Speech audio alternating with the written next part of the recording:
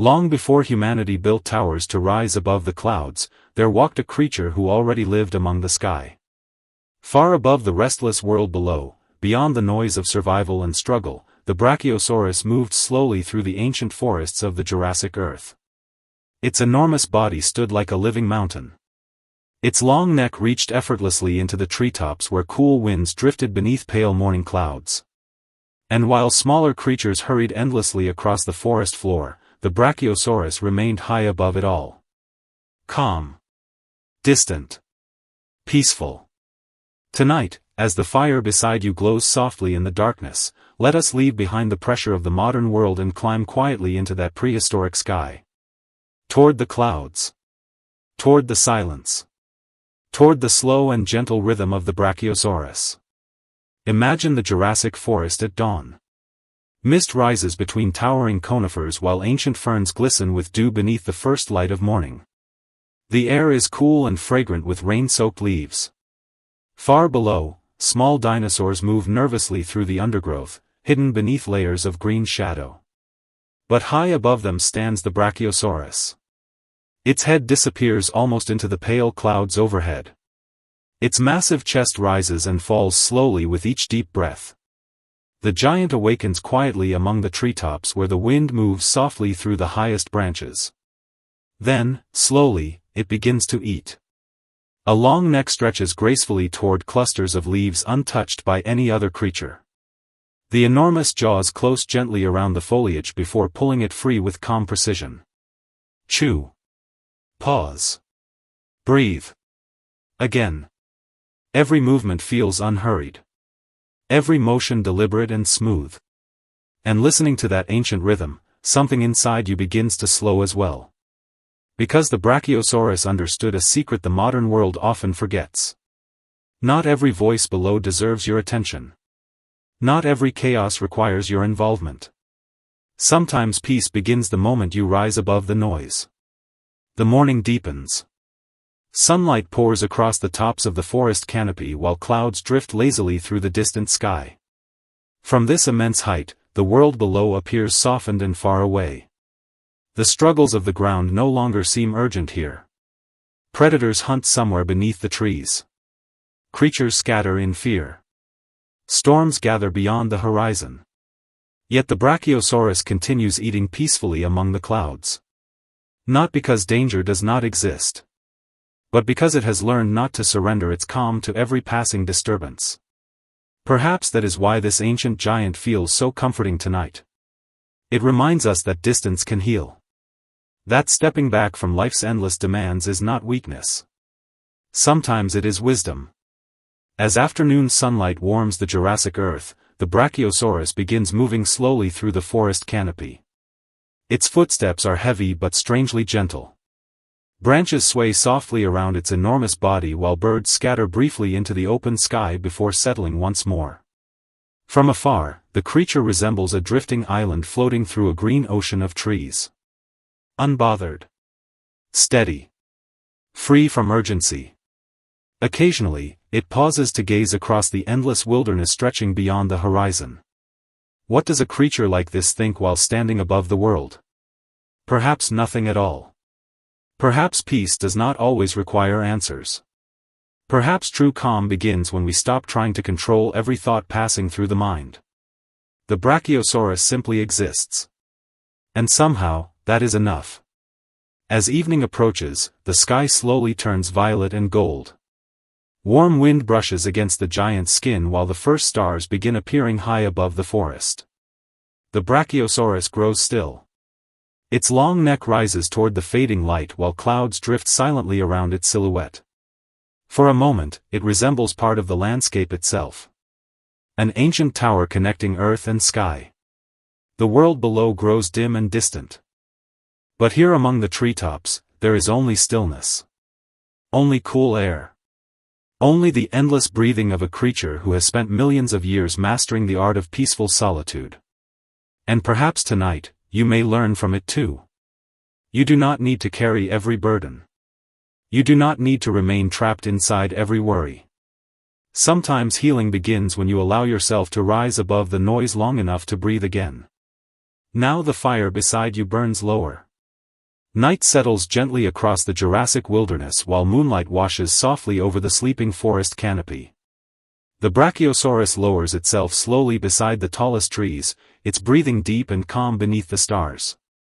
Clouds drift quietly overhead. The wind softens. And the entire ancient world becomes still. Close your eyes now.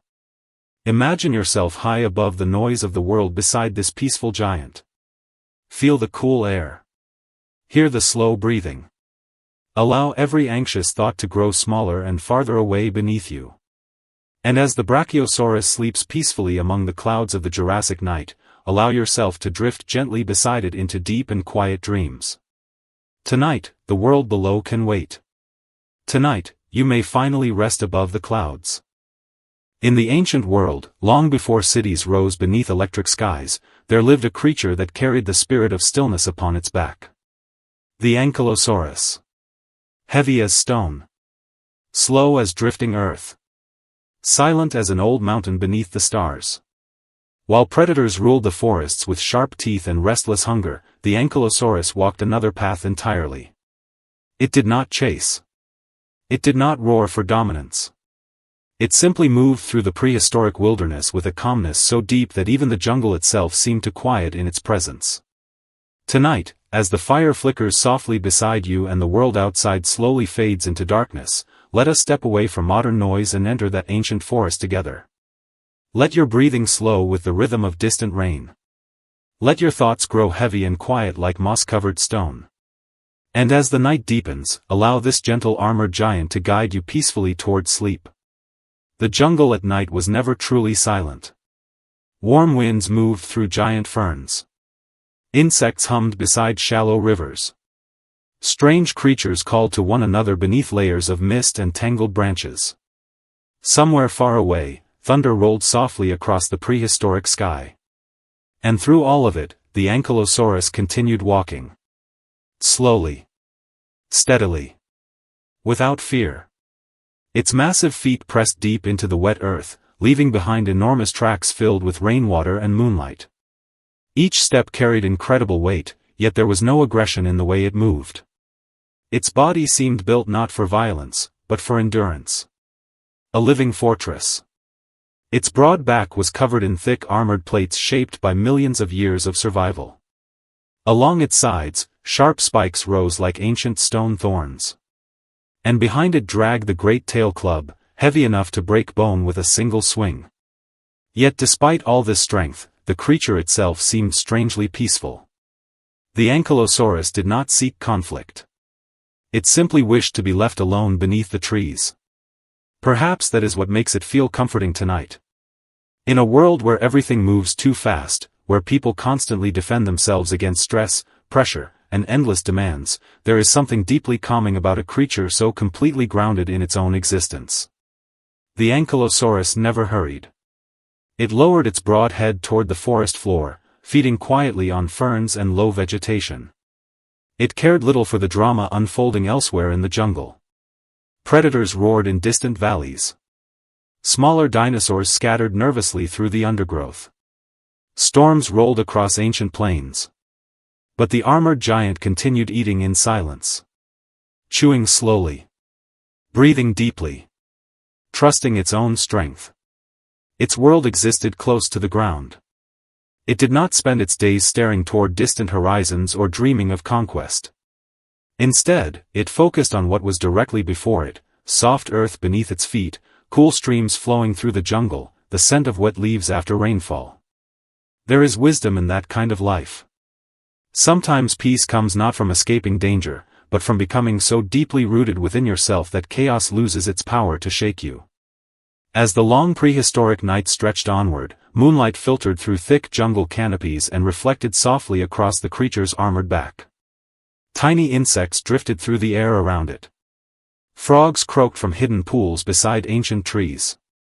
The Ankylosaurus paused beside a shallow stream.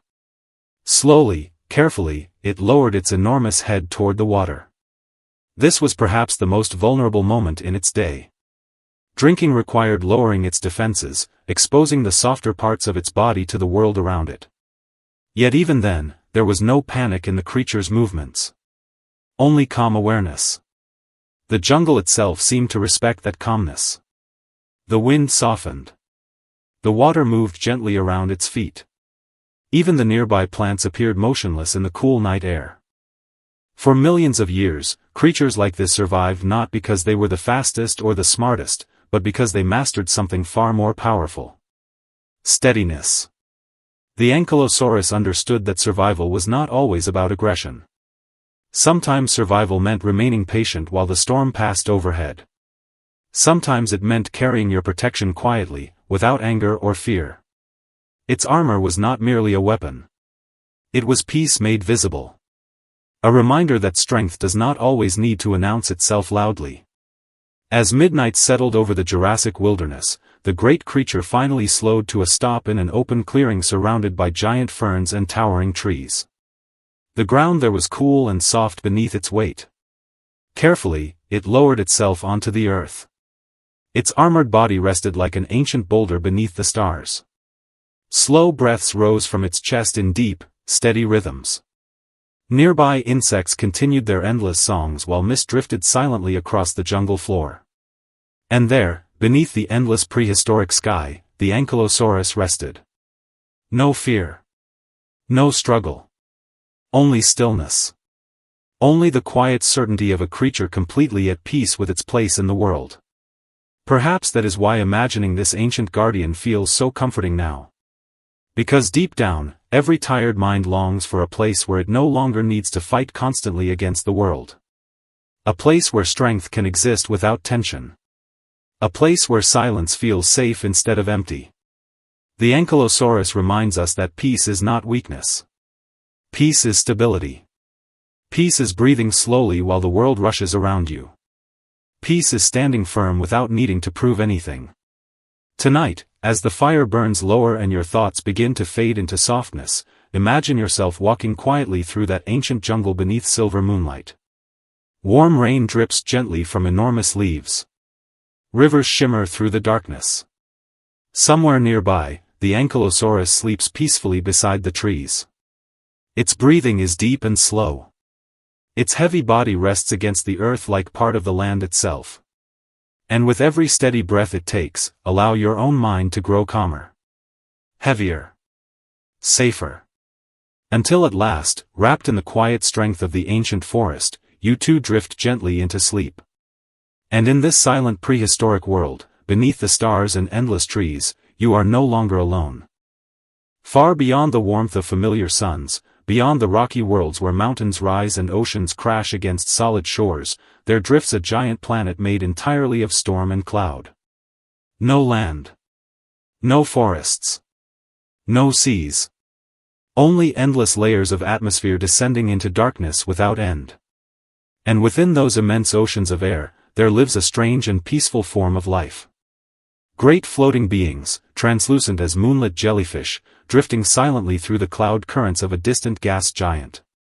Tonight, as the fire beside you glows softly in the dark, let us leave behind the weight of the ground beneath our feet and travel into that endless sky. Toward the quiet clouds. Toward the slow breathing of the planet.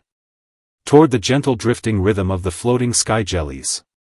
Imagine descending slowly into the atmosphere of the gas giant.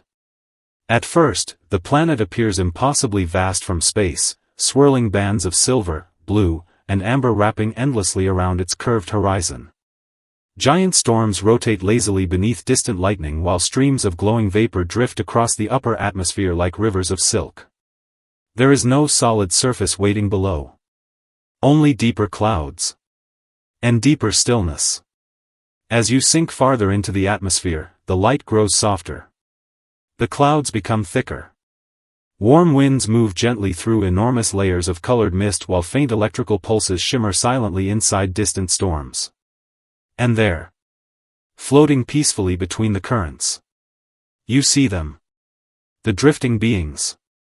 Huge translucent creatures moving through the clouds with impossible grace. Their bodies pulse softly with pale blue and golden light. Long ribbon-like tendrils trail behind them like silk drifting underwater, though here there is no water at all, only air dense enough to cradle them gently as they rise and fall with the planet's breathing atmosphere. They do not hurry. They have never needed to. Each slow contraction of their luminous bodies may take several minutes. Each graceful expansion unfolds like a flower blooming in deep sleep. Watching them, your own breathing begins to slow. In. Out. Slowly. Quietly. The floating creatures spend their entire lives suspended between storms. They have never known the feeling of standing still upon solid ground. Never known footsteps. Never known falling. From birth, they simply drift. And perhaps because of this, they learned something long ago that grounded creatures often forget. Peace comes more easily when you stop trying to control every current carrying you forward. The sky jellies survive not by fighting the atmosphere, but by surrendering gently to it. When violent storms rise through the clouds, they do not panic. They fold their glowing tendrils inward and allow the winds to carry them where they must go. When lightning flashes across the darkened sky, they continue floating peacefully through the electric rain, their translucent bodies glowing softly beneath the storm. Resistance would only tear them apart. So instead, they trust the movement of the world around them. And in that trust, they remain whole. Far below, deeper layers of atmosphere churn with pressure strong enough to crush metal into dust. But here among the upper cloud seas, the floating beings drift like slow-moving lanterns suspended inside a dream. Occasionally, two of them encounter one another within the currents. When this happens, they do not speak. They have no voices. Instead, colors ripple slowly across their transparent skin, waves of silver, violet, and pale gold flowing gently from one body to the other. Their tendrils intertwine softly. And together they remain suspended in silence for days, sometimes weeks, simply sharing warmth and presence within the endless sky. No urgency. No ownership. No fear of time passing. Only stillness shared between two quiet souls floating through the infinite clouds. The gas giant itself seems alive tonight. Deep within the atmosphere, distant thunder rolls softly like the heartbeat of some ancient sleeping god. Lightning blooms silently inside massive storm walls far beyond the horizon, illuminating entire cloud continents for brief moments before darkness returns once more. Yet even here, surrounded by unimaginable power, the floating beings remain calm. Because they understand something profound. Not every storm must be escaped. Some storms are simply part of the music of existence. And perhaps tonight, you may allow yourself to believe that too. Perhaps you do not need to solve every worry before resting. Perhaps you do not need to resist every difficult feeling passing through your mind. Perhaps, like these drifting creatures, you may simply float for a while. Now the clouds darken into deep shades of blue and violet. The upper atmosphere glows faintly beneath distant starlight filtering through layers of mist. One ancient sky jelly rises slowly toward the highest reaches of the planet's atmosphere, its body becoming brighter with every gentle pulse. Near the edge of space, it spreads its luminous tendrils wide like petals opening beneath the stars. For one final moment, it glows beautifully against the darkness. Then slowly, quietly, it dissolves into the clouds themselves. No fear. No struggle. Only return. The fire beside you has nearly faded now. Your thoughts drift more slowly. The weight of the day feels farther away, dissolving softly like mist inside the endless atmosphere of the gas giant. Close your eyes. Feel yourself floating weightlessly among the warm clouds. Hear the distant thunder. Watch the glowing sky jellies drifting peacefully beside you through the endless night. And as the giant planet continues breathing quietly beneath the stars, allow yourself to drift gently into deep and tranquil sleep. Tonight, there is nowhere you need to stand. Tonight, you may simply float. Beneath a sky overflowing with ancient stars, the iguanodon moved quietly through the sleeping forest. Its footsteps were slow and steady, pressing softly into the damp earth as moonlight filtered through towering prehistoric trees. Around it walked the rest of the herd, close enough to hear one another breathe, close enough to feel safe in the endless darkness. Tonight, as the fire beside you flickers low and the noise of the modern world slowly fades away, let us journey back together to that distant age. Leave behind the weight of the day. Let your thoughts soften like mist drifting across ancient valleys. And as the night deepens, allow the gentle migration of the iguanodon herd to guide you toward a peaceful and restful sleep. The prehistoric world at night could feel impossibly vast. Cold wind moved through fern-covered plains. Rivers shimmered beneath silver moonlight. Somewhere far away, predators called through the darkness, their voices echoing across the ancient wilderness. But the iguanodons did not travel alone. That was their strength. In a world filled with uncertainty, they survived not because they were the fiercest creatures, but because they stayed close to one another. Their lives were built upon quiet trust, shared movement, and the comfort of belonging. The herd moved together like a single living heartbeat. At the center walked the young ones, still small enough to stumble over roots hidden beneath thick moss. Around them, the adults formed a gentle wall of protection. Every movement carried silent understanding. No words were needed. Each creature instinctively knew its place within the group. The sound of their footsteps spread softly across the open land. Slow. Rhythmic. Steady as breathing. There is something deeply calming about imagining such a journey tonight. In the modern world, loneliness often arrives quietly.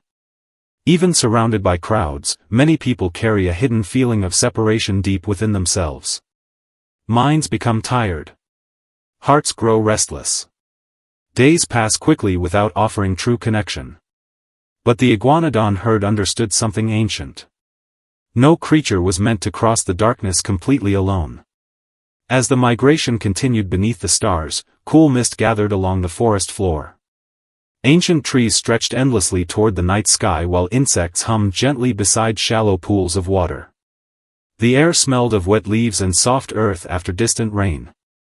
The iguanodons continued forward patiently. They never rushed. Migration was not an emergency to them. It was simply part of life itself. Season after season, generation after generation, they followed familiar paths through forests, valleys, and wide prehistoric plains. Each journey carried memory within it. The older members of the herd remembered hidden rivers. They remembered safe valleys sheltered from storms. They remembered where fresh plants grew after long droughts. And the younger ones followed closely behind, learning the rhythm of survival through trust and togetherness. Sometimes one of the herd would lift its head toward the dark horizon, listening carefully for danger. The large thumb spike upon its hand looked sharp and powerful beneath the moonlight, yet the creature itself remained calm. The iguanodon did not seek violence. Its true strength came from companionship. Hours passed as the herd traveled through the ancient wilderness. At last, as darkness deepened and the night air grew colder, they reached a quiet clearing surrounded by dense trees and soft moss-covered ground. This would become their resting place until morning. Slowly, the herd gathered together in a loose circle. The young rested safely near the center while the adults settled around them like silent guardians.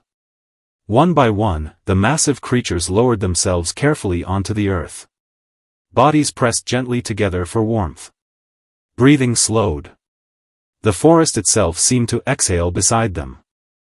Nearby, frogs called softly through the mist.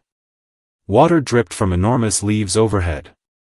Somewhere in the distance, thunder rolled low across the prehistoric sky. But within the resting herd, there was only peace. Every so often, one of the iguanodons released a deep, low sound into the darkness. Not a cry of fear. Not a warning. Simply a quiet reminder. I am here. You are not alone. Perhaps that is why this ancient creature still feels comforting to imagine now, millions of years later. Because beneath all our modern worries, human hearts still long for the same thing the herd carried across prehistoric lands. Safety. Belonging. The quiet reassurance that someone walks beside us through the darkness. Of course, even ancient migrations were not free from sadness. Storms sometimes separated members of the herd. Floodwaters could pull individuals away from the group. Harsh seasons tested their endurance again and again. And yet, whenever loss arrived, the herd did something remarkable. They slowed down. They gathered close. They mourned together.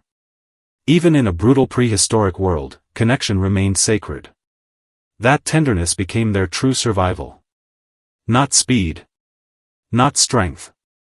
But closeness. As midnight slowly drifted toward dawn, pale fog spread through the trees while the sleeping herd rested peacefully beneath the stars. The great bodies of the iguanodons rose and fell with deep, steady breaths. The rhythm was almost hypnotic. Like waves rolling gently against a quiet shore. Like distant rain falling across ancient forests. Like the calm heartbeat of the earth itself. And perhaps tonight, you can rest beside them for a while. Imagine yourself standing quietly at the edge of that prehistoric clearing. The cool night air brushes softly against your skin. Moonlight shines through drifting mist. Nearby, the herd sleeps safely together beneath towering trees. No one is rushing. No one is afraid. The darkness no longer feels empty. And as the slow breathing of the sleeping iguanodons fills the ancient forest, allow your own breathing to slow beside theirs. Allow the noise in your mind to grow quieter. Allow yourself to feel held within something older, gentler, and more peaceful than the worries of the day. Tonight, like the wandering herd beneath the stars, you do not have to carry the journey alone. Close your eyes. Listen to the distant footsteps fading softly into the mist. And let yourself drift slowly into sleep, surrounded by the timeless comfort of belonging. Long before cities glowed beneath restless skies, before roads divided the wilderness into careful lines, there existed a quieter world. A world of endless plains. Warm rain drifting across ancient forests. And beneath the vast white gold skies of the Cretaceous Earth, a great mother dinosaur stood watch over her nest. Tonight, as the firelight flickers softly beside you and the modern world slowly fades into darkness, let us journey back to that distant age together. Not toward violence. Not toward fear. But toward one of the oldest forms of peace life has ever known. The quiet act of protecting something small and fragile. The Maiasaura, whose name means good mother lizard, lived in a world often remembered only for giant predators and endless struggle. But her story was different. Her story was about care. About patience. About love so ancient that even millions of years later, it still feels familiar to the human heart. Imagine the Cretaceous plain at dusk. The sky glows softly with fading amber light while warm wind moves through endless fields of cycads and ferns. In the distance, volcanoes sleep beneath heavy clouds. Small insects hum quietly near shallow streams. And there, upon a gentle rise of earth, rests the nesting ground. Dozens of carefully built nests stretch across the open plain, arranged with surprising order and care. Each one holds fragile eggs hidden beneath layers of leaves, branches, and soft vegetation gathered patiently over many days. Among them moves the Maiasaura mother. Slowly. Carefully. Tenderly. Despite her enormous size, every movement is deliberate. Her feet avoid the edges of the nests. Her heavy breathing remains calm and rhythmic as she lowers herself beside the eggs she has spent so long protecting. There is something deeply peaceful about her presence. She is not rushing anywhere. She is exactly where she is meant to be. Perhaps that is why this ancient creature feels comforting tonight.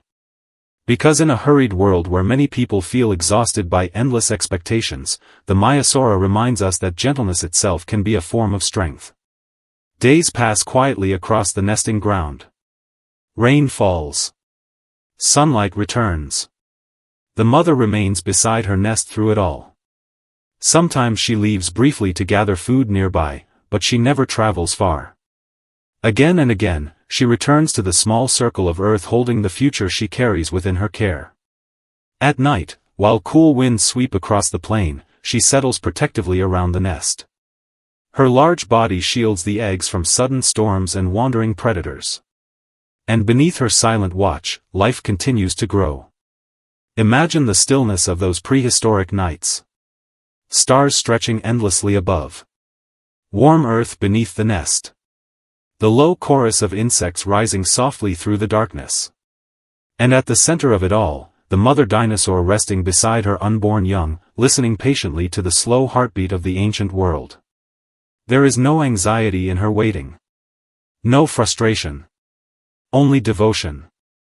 The kind of devotion that asks for nothing in return. As the weeks pass, tiny sounds eventually begin to emerge from within the eggs. Soft tapping. Gentle scratching. The first quiet signals of new life. The Maiasaura lifts her head immediately. Carefully, she lowers her broad snout toward the nest, listening with complete attention. One by one, the eggs begin to crack open beneath the warm covering of leaves and earth. And then, at last, the hatchlings emerge. Small. Weak. Blinking beneath the ancient sunlight. The mother responds with extraordinary care. She nudges broken shell fragments away from the newborns. She watches constantly for danger. She remains close enough that her shadow itself becomes shelter. For the hatchlings, the world is enormous and uncertain. But beside their mother, it becomes safe enough to explore. Perhaps all living creatures understand this feeling in some way.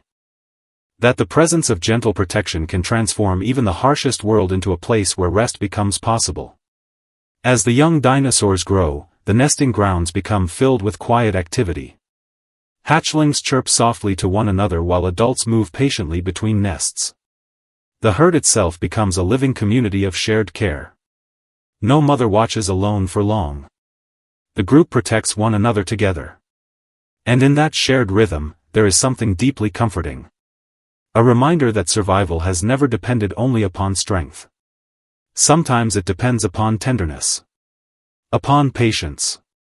Upon remaining close to those who need us. The seasons slowly change across the ancient land. Young Maiasaura begin taking their first uncertain journeys beyond the nesting ground. The mothers guide them carefully through shallow rivers, fern-covered valleys, and wide open plains glowing beneath golden sunsets. The pace remains slow. Unhurried. Steady. At night, the herd gathers together beneath the stars. Young hatchlings sleep near the center while the adults form a quiet protective circle around them. The sound of breathing fills the darkness. Deep.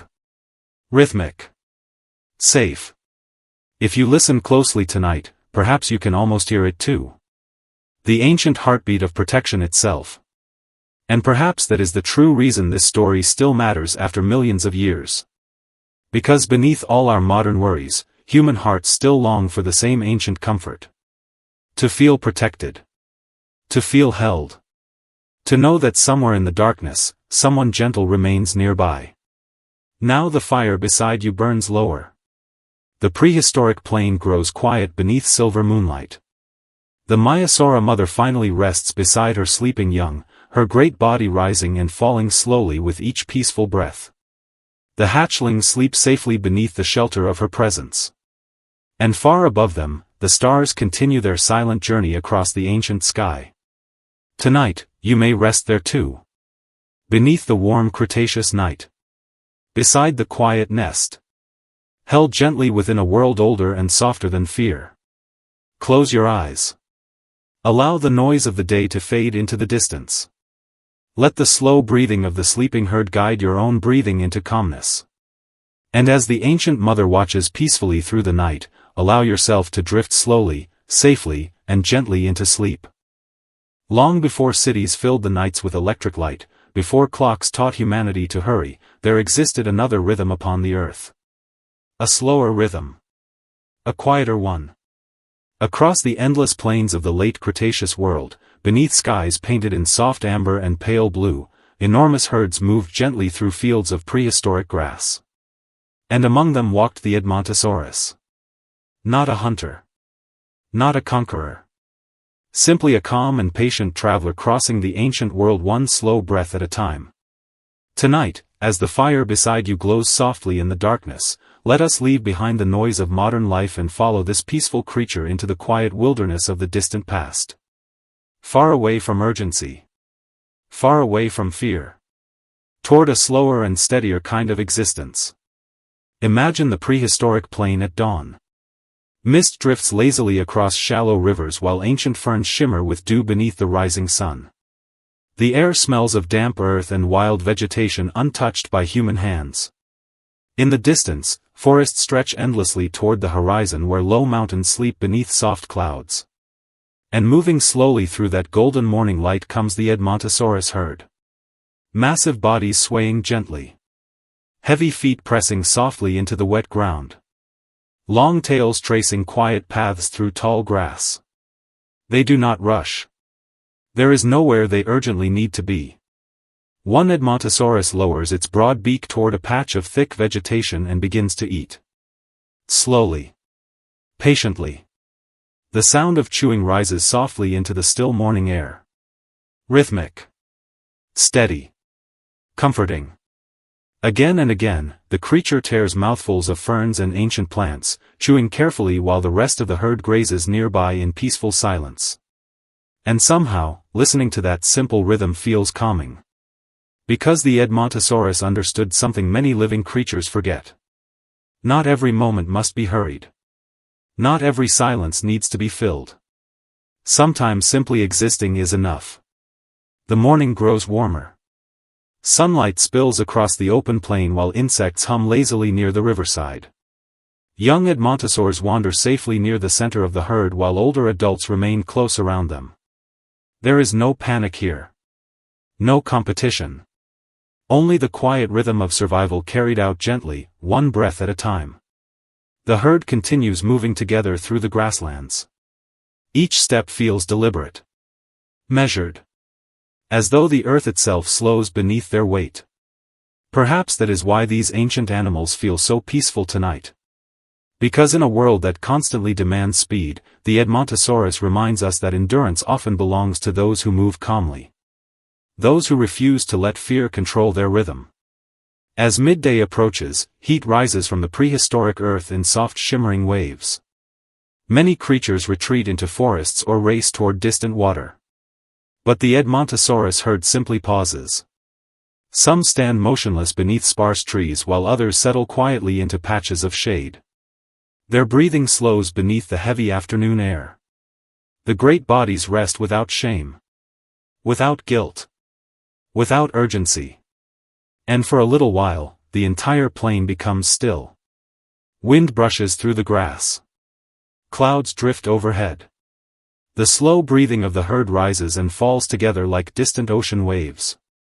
Imagine sitting there beside them now. Nothing to accomplish. Nothing expected of you. Only warmth. Stillness. And the quiet comfort of belonging to the living world for one peaceful moment. As the long afternoon fades toward evening, the herd begins moving once more. Their migration is ancient and unhurried. They cross shallow streams glowing gold beneath the lowering sun. They walk beside flowered meadows and through forests where giant insects buzz lazily among towering cycads.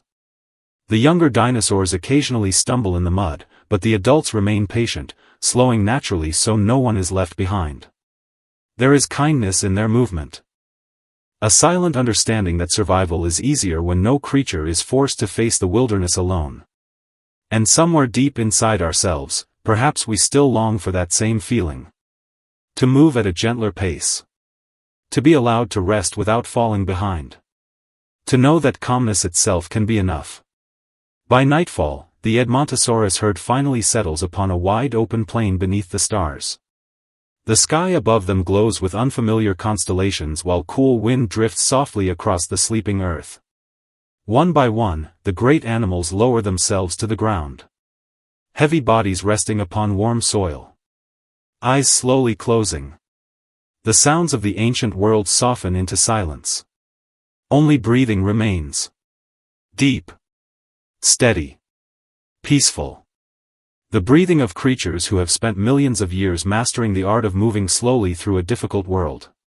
And perhaps tonight, you may learn from them too. The fire beside you burns lower now. The prehistoric plain grows dark beneath silver moonlight. The Edmontosaurus herd sleeps peacefully in the vast open wilderness while distant rivers continue their endless journey through the ancient land. There is no need to hurry anymore. No need to carry the full weight of tomorrow tonight. Simply rest. Allow your thoughts to slow like the footsteps of the great herd crossing the moonlit plain. Allow your breathing to settle into that same ancient rhythm. And as the sleeping Edmontosaurs dream beneath the stars of the Cretaceous Earth, allow yourself to drift gently, safely, and peacefully into sleep beside them. Tonight, the world may finally become quiet again. Far beyond the reach of cities, beyond the noise of clocks and restless thoughts, there once existed a world ruled not by urgency, but by rhythm. In that ancient age, beneath skies untouched by smoke or light, the Camarasaurus wandered slowly across endless Jurassic plains. Its enormous body moved with the patience of mountains. Its footsteps rolled softly through the earth like distant thunder fading into sleep. Tonight, as the fire beside you glows gently in the darkness, let us leave behind the hurried world of today and follow the slow migration of these ancient giants into a place of quiet and rest. Imagine the first light of dawn spreading across the prehistoric horizon. Mist drifts low above vast grasslands. Ferns glisten with beads of cool moisture. The air smells of damp soil, ancient trees, and the sweetness of untouched wilderness. And there, emerging slowly through the pale morning fog, comes the herd. The Camarasaurus.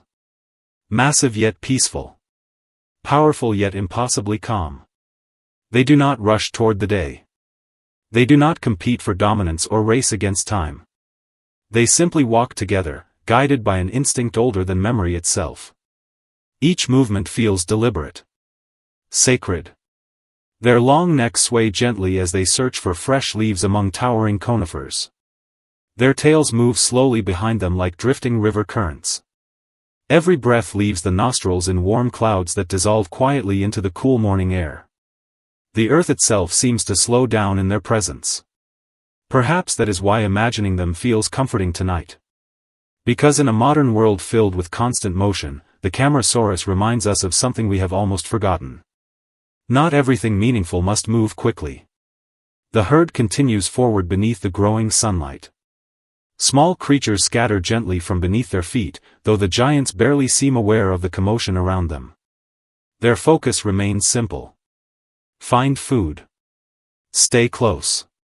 Keep moving peacefully through the endless green world. There is no anxiety in them. No fear of tomorrow. Only the steady rhythm of existence itself. Sometimes one of the younger dinosaurs drifts too far from the group, distracted by strange plants or insects hidden among the ferns. Immediately, an older member slows its pace, turning carefully until the small one returns beside the herd once more. Even in silence, they protect one another. That quiet companionship becomes part of the landscape. As the morning deepens into afternoon, golden sunlight warms the broad backs of the Camarasaurus herd. Their shadows stretch slowly across flowering meadows and dry riverbeds carved by forgotten rains. The sound of their walking becomes hypnotic. Heavy. Steady. Gentle. Like the beating of an enormous ancient heart. If you listen closely in your imagination, you can almost feel those vibrations beneath your own feet tonight. Step. Pause. Breathe. Step. Pause. Breathe. The prehistoric world was dangerous, of course. Predators roamed the forests. Storms rolled suddenly across the plains. Drought sometimes withered entire valleys beneath relentless heat. Yet the Camarasaurus never seemed consumed by fear. Perhaps they understood something important. That panic changes nothing. That survival does not always belong to the fastest creatures, but often to those who remain calm enough to continue forward steadily, one breath at a time. There is wisdom in that ancient slowness. As afternoon fades toward evening, the herd approaches a wide clearing near the edge of a forest. Tall trees sway softly in the cooling wind while insects begin their low evening songs beneath the fading sunlight. This is where the Camarasaurus will rest tonight. One by one, the giants settle into place. Some remain standing quietly, half asleep beneath the first emerging stars. Others lower themselves carefully onto the soft earth, their enormous bodies folding slowly like ancient hills returning to the land. The younger members gather near the center of the herd. Protected. Warm. Safe. And as darkness deepens around them, the sounds of the prehistoric night begin to rise. Distant water flowing over stone. Leaves whispering high above. soft breathing from the sleeping herd. There is something profoundly peaceful about such a scene. No urgency. No expectation. Only existence unfolding exactly as it should. Perhaps tonight you, too, can rest beside them for a little while. Imagine lying in the cool grass near the sleeping Camarasaurus herd. Above you, countless stars stretch endlessly across the sky. The air is calm and heavy with the scent of earth after heat. Nearby, one of the giants exhales deeply, the sound slow and steady like ocean waves reaching shore. Its breathing becomes your breathing. Its calm becomes your calm. The worries of the modern world begin to feel very far away now. Emails. Deadlines. Noise. All of it dissolves into the darkness beyond the ancient plain. Here, there is only the slow movement of time itself. And perhaps that is the true gift these creatures leave behind across millions of years. The reminder that life does not always require struggle. Sometimes it is enough simply to continue gently forward. To eat when hungry. To rest when tired. To stay close to those who bring comfort. To trust the rhythm of another sunrise. As midnight settles fully across the Jurassic wilderness, the herd grows still beneath the stars. The Camarasaurus sleep peacefully now, their vast bodies glowing faintly beneath silver moonlight. Even the wind seems careful not to disturb them. And soon, perhaps, sleep will find you too. Allow your thoughts to grow slower. Allow your breathing to deepen. Imagine the ancient earth rocking gently beneath the footsteps of those peaceful giants. Slow. Heavy. Safe. The fire beside you burns lower now. The stars drift silently overhead. And somewhere in the endless prehistoric darkness, the Camarasaurus herd continues its quiet journey across the sleeping world. Tonight, you do not need to hurry anywhere.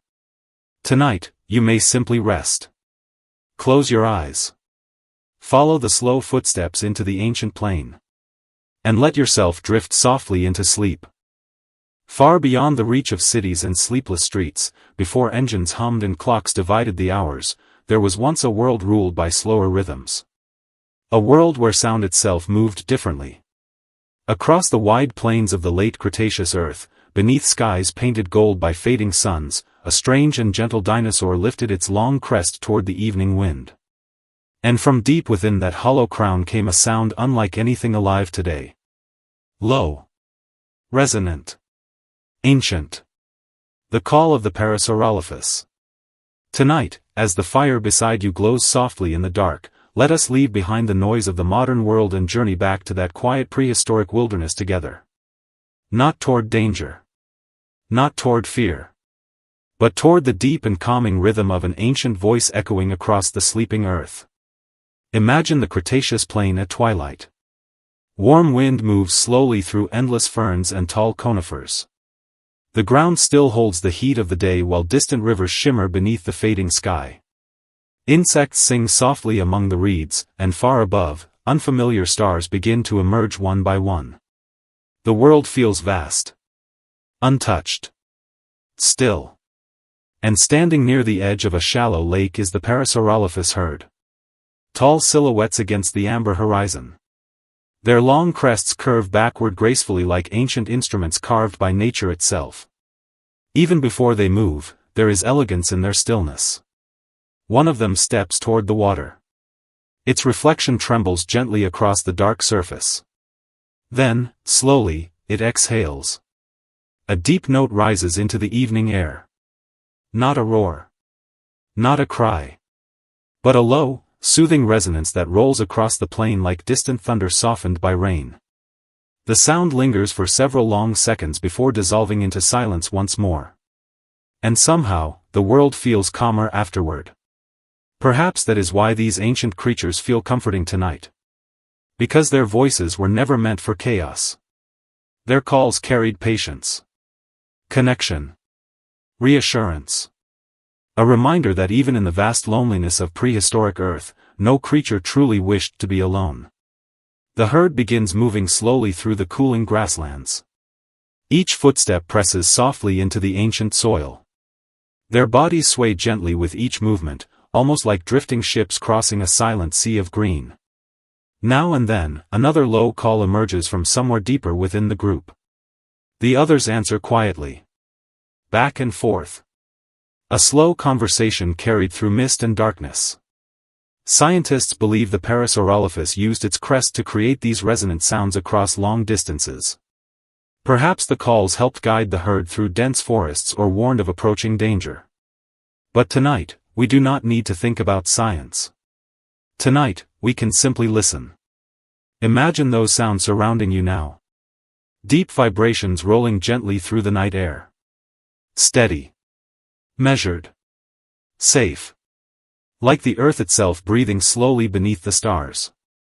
As darkness deepens, the herd reaches a wide valley filled with soft ferns and shallow pools of rainwater. Here, beneath towering prehistoric trees, they settle for the night. The younger dinosaurs remain near the center of the group while the adults form a loose protective circle around them. There is no panic here. No urgency. Only quiet companionship. One Parasaurolophus lowers itself carefully beside a moss-covered stone. Another folds its legs beneath its body near the water's edge. Their breathing slows together until the entire valley seems to pulse with one enormous peaceful rhythm. Then comes another sound. A long, low call drifting through the darkness. Gentle. Melancholy. Beautiful. The note stretches across the valley and echoes faintly among distant cliffs before fading away. For a few moments afterward, nothing moves at all. Even the wind seems to pause and listen. And perhaps somewhere deep inside yourself, you begin to feel your own thoughts slowing too. The worries of the day grow quieter now. The endless conversations. The pressure. The rushing. All of it begins to dissolve beneath the ancient rhythm of those distant calls. Because the Parasaurolophus understood something modern life often forgets. Calmness can spread from one living being to another. A single peaceful presence can soften the fear of an entire group. A single quiet voice can make the darkness feel less empty. Hours pass beneath the prehistoric stars. Moonlight washes silver across the valley while cool mist gathers near the ground.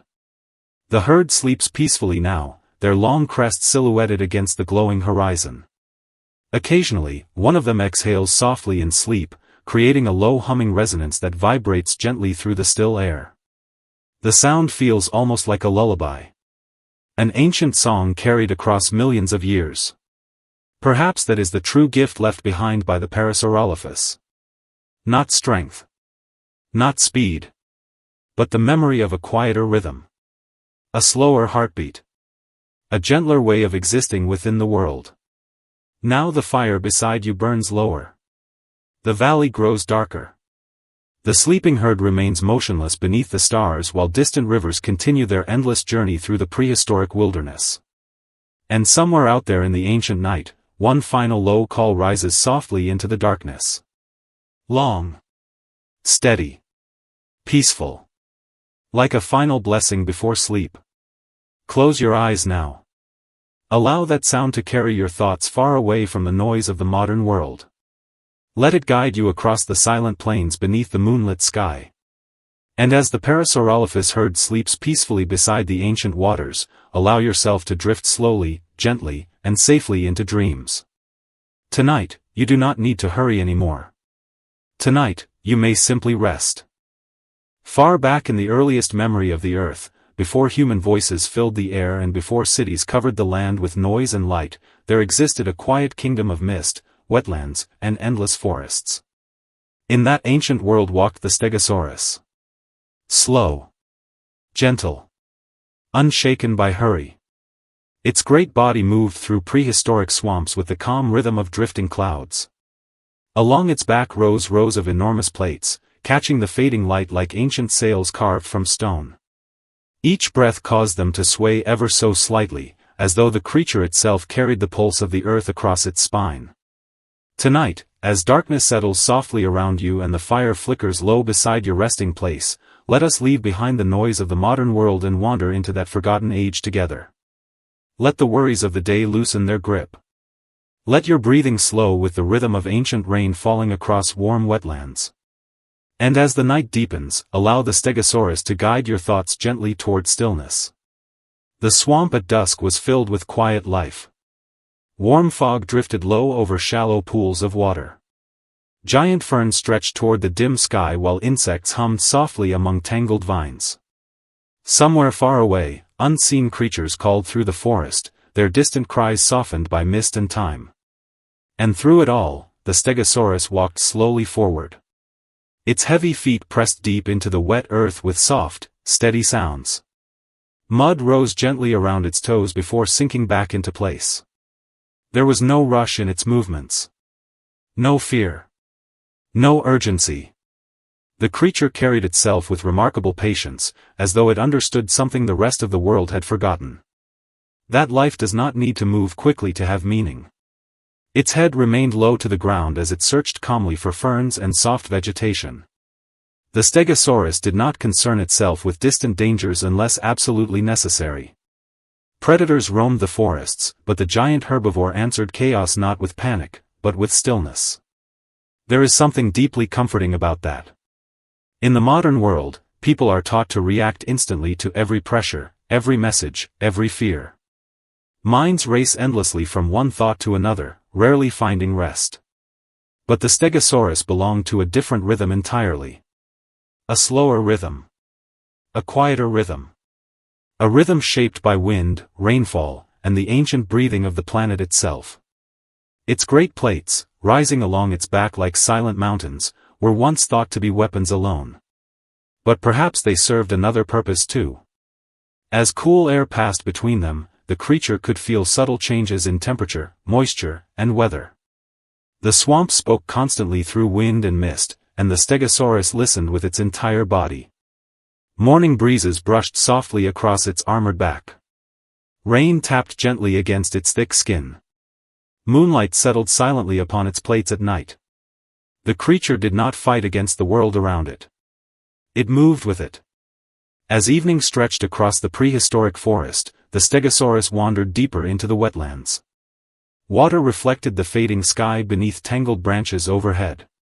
Frogs croaked from hidden pools while dragonflies skimmed across dark water like tiny living sparks. Sometimes the Stegosaurus would stop completely in the center of the swamp. Perfectly still. Like an ancient statue forgotten by time. Mist curled around its massive legs.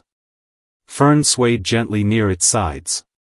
Small creatures moved fearlessly nearby, comforted somehow by the giant's calm presence.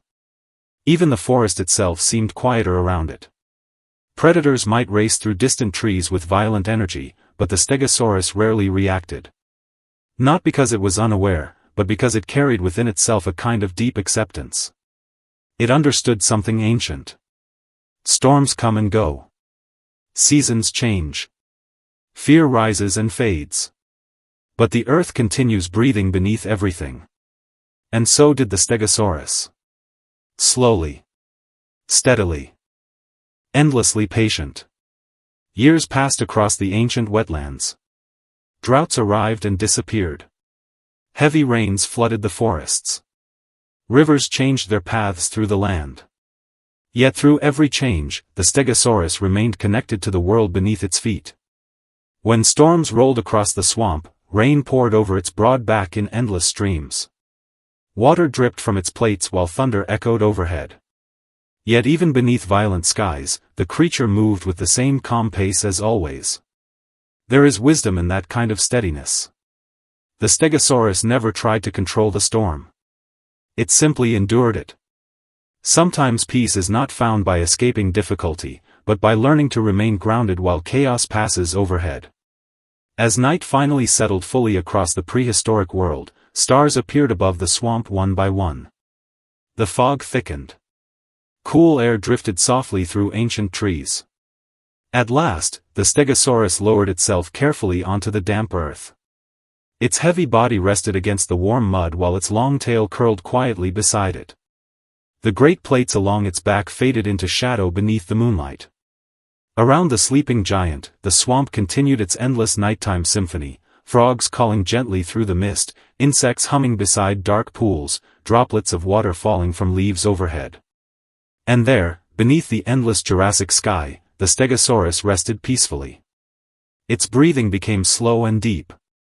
A soft rhythm echoing through the ancient wetlands. Steady as rain. Steady as rivers. Steady as time itself. Millions of years have passed since creatures like this disappeared from the earth. Yet somehow, the calm spirit of the Stegosaurus still feels alive tonight. Perhaps because it reminds us of something modern life often tries to erase. That slowing down is not weakness. That silence can heal. That peace is found not in constant motion, but in learning to exist fully within the present moment. Tonight, as your thoughts begin to grow quieter, imagine yourself standing beside that ancient swamp beneath silver moonlight. Mist drifts across still water. Ferns sway gently in the cool air. Nearby, the Stegosaurus sleeps soundlessly beneath the stars. And with every slow breath it takes, allow your own breathing to soften. Allow your mind to loosen its grip on the day. Allow yourself, at last, to rest. And as the prehistoric fog wraps gently around the sleeping forest, may you too drift peacefully into the deepest and most tranquil sleep. Long before cities glowed beneath electric skies, before humanity filled the nights with noise and restless motion, there walked a guardian across the ancient earth. A creature built not merely for survival, but for protection. Beneath the silver moonlight of the late Cretaceous wilderness, the Triceratops moved slowly across the sleeping plains, its heavy footsteps echoing softly through the cool night air. 3 great horns pointed toward the darkness. A broad shield of bone crowned its massive head. Yet despite its fearsome appearance, there was something deeply calming about this ancient giant. Tonight, as the fire beside you crackles gently in the dark, let us leave behind the pressure of the modern world and walk beside this quiet guardian into the prehistoric night. Far away from anxiety. Far away from urgency. Toward a place where strength exists not to destroy, but to keep others safe. Imagine the Cretaceous plain beneath the stars. Tall grasses sway gently beneath the wind while distant forests breathe softly in the darkness. The air smells of damp earth and ancient rain. Somewhere far away, unseen creatures call to one another beneath unfamiliar constellations glowing overhead. And there, at the edge of a sleeping herd, stands the Triceratops. Silent. Motionless. Watching. The younger dinosaurs rest close together in the center of the group while adults sleep in scattered circles nearby. But the Triceratops remains awake. Not because it fears the dark, but because it understands responsibility. Slowly, it begins to walk. Each footstep lands with a deep and steady thud upon the earth. Heavy. Grounded. Comforting. The sound rolls softly across the plain like the heartbeat of the land itself. Nothing rushes this creature. Nothing startles it easily. The Triceratops knows that panic only spreads fear through the herd. So it moves calmly. Deliberately. And in doing so, it teaches the wilderness how to become quiet again. Perhaps that is why this ancient dinosaur feels so peaceful tonight. Because true strength is often gentle. True power does not always roar. Sometimes it simply stands beside others in silence so they may finally rest. Clouds drift slowly across the moon. Cool wind brushes against the Triceratops' thick skin while dew gathers upon the grasslands around it. The giant lowers its massive head for a moment, breathing softly into the night air. Its horns gleam faintly beneath the pale light. Not weapons tonight. Only symbols. Ancient reminders that even in a harsh world, some creatures chose to protect instead of conquer. The hours pass quietly. Far beyond the valley, distant thunder murmurs across the horizon. Soon, rain begins falling gently upon the prehistoric plain. Soft at first. Then heavier. Most of the sleeping herd stirs uneasily beneath the storm, but the Triceratops does not move away. Instead, it steps toward the wind. The giant lowers its enormous frill against the rain, creating a barrier between the storm and the smaller creatures resting behind it. Water rushes down the broad shield covering its neck and shoulders while lightning flickers silently across distant clouds. Still, it remains calm. Still, it stands firm. And slowly, the herd settles once more. The younger dinosaurs return to sleep beneath the shelter of the Guardian's enormous shadow. There is something deeply comforting about this moment. A reminder that not every burden must be carried alone. That sometimes safety is simply knowing something strong and patient is standing nearby in the dark. As midnight deepens, the storm finally fades. Mist rises softly from the wet earth while the stars slowly return overhead. The Triceratops exhales a long and heavy breath into the cooling night. The sound is low, steady, peaceful. It has spent its entire life walking through danger without becoming cruel. And perhaps that is the greatest wisdom this ancient creature leaves behind. You do not need to harden your heart simply because the world is difficult. You may remain gentle. You may remain calm. Even while carrying great strength within you. Now the fire beside you burns lower. The prehistoric plain grows quiet once more. The Triceratops finally lowers itself into the soft grass beside the sleeping herd. Its breathing slows beneath the stars while cool wind drifts peacefully across the ancient wilderness. No battles remain tonight. No fear. Only rest. Only the deep silence of a world finally asleep. And somewhere beyond the darkness, rivers continue flowing beneath the moonlight just as they did millions of years ago. Steady. Patient. Endless. Close your eyes now. Allow the heavy footsteps of the Triceratops to fade gently into the distance. Allow its calm breathing to quiet your thoughts. And as the ancient guardian sleeps peacefully beneath the stars of the Cretaceous Earth, allow yourself to drift slowly, safely, and gently into dreams beside it.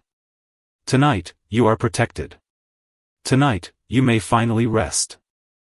There are some people who spend their entire lives searching for a place that feels like home. Not a house. Not a city. But a feeling. A warmth that can quiet the ache of uncertainty for just a little while. For M. F. K. Fisher, that place was often found at a table. Sometimes it was a small café hidden on a rainy street in France. Sometimes it was a quiet kitchen lit only by afternoon sunlight. Sometimes it was nothing more than warm bread, melted butter, and a moment of stillness in the middle of grief. Tonight, as the fire beside you glows softly in the dark, let us step quietly into her world. A world where food was never simply food. It was memory. Comfort. Survival. Love. And above all else, a way to remain human in a fragile and uncertain world. Imagine a cold evening in Europe many decades ago. Rain taps gently against the windows of a tiny French restaurant tucked between narrow stone streets. Inside, candlelight flickers across wooden tables while the scent of garlic, wine, and simmering broth drifts through the warm air. At one small corner table sits a young woman far from home. She has crossed oceans. Left behind certainty. Entered a life filled with unfamiliar language, unfamiliar customs, and the quiet loneliness that often follows reinvention. Yet in front of her rests a simple meal. A bowl of stew. Fresh bread. A small glass of wine. And somehow, within that small and ordinary moment, the world softens. This was something MFK Fisher understood deeply. A meal cannot erase sorrow. But sometimes it can make sorrow easier to carry. She spent much of her life moving from place to place, through marriages and heartbreaks, through war, illness, separation, and loss. Yet wherever she went, she paid close attention to the rituals of nourishment. The sound of butter melting in a pan. The comfort of coffee on a cold morning. The smell of oranges in winter. The silence shared between people eating together after difficult days. To many readers, she appeared to be writing about cuisine. But beneath every description of food was another story entirely. A story about hunger in all its forms. Hunger for connection. Hunger for safety. Hunger for meaning. And perhaps that is why her words continue to feel so comforting even now. Because she never pretended life was simple. She only believed that tenderness could still exist inside complexity. As the years passed, the world around her grew darker. War spread across continents. People rationed food.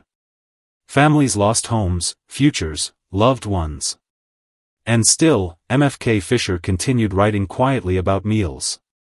Not because she was escaping reality, but because she understood something essential. In difficult times, small comforts become sacred. A loaf of bread shared at the right moment can feel like hope itself. A carefully prepared dinner can remind people that beauty still exists. Even grief, she believed, could sit gently beside warmth if one allowed both to share the same table. Sometimes, after profound personal loss, she wrote about cooking with almost unbearable tenderness. Not dramatic sorrow. Not loud despair. But quiet details. Toast browning slowly in a pan. Soup steaming softly near an open window. The faint scent of wine lingering after guests had gone home. Within those small moments lived all the emotions too deep to explain directly. And perhaps tonight, you understand that feeling too. How certain smells can suddenly return you to another life. How certain meals can remind you of people no longer here. How warmth itself can sometimes feel like memory. MFK Fisher grew older, as all travelers eventually do. The pace of her life slowed. The grand adventures became fewer. And yet strangely, her appreciation for simple things only deepened. A piece of bread with jam. Fresh fruit in afternoon sunlight. A quiet glass of wine beside an open window. She no longer needed extravagance. She had discovered that peace often hides inside ordinary rituals repeated gently over time. In the later years of her life, solitude no longer frightened her. She had learned how to create companionship from attention itself. From preparing food carefully. From writing honestly. From sitting quietly with the changing light of day. There is something deeply calming about people who have stopped fighting life quite so hard. People who have suffered, yet remained soft. People who understand that survival is not always loud heroism. Sometimes survival is simply continuing to nourish yourself despite everything.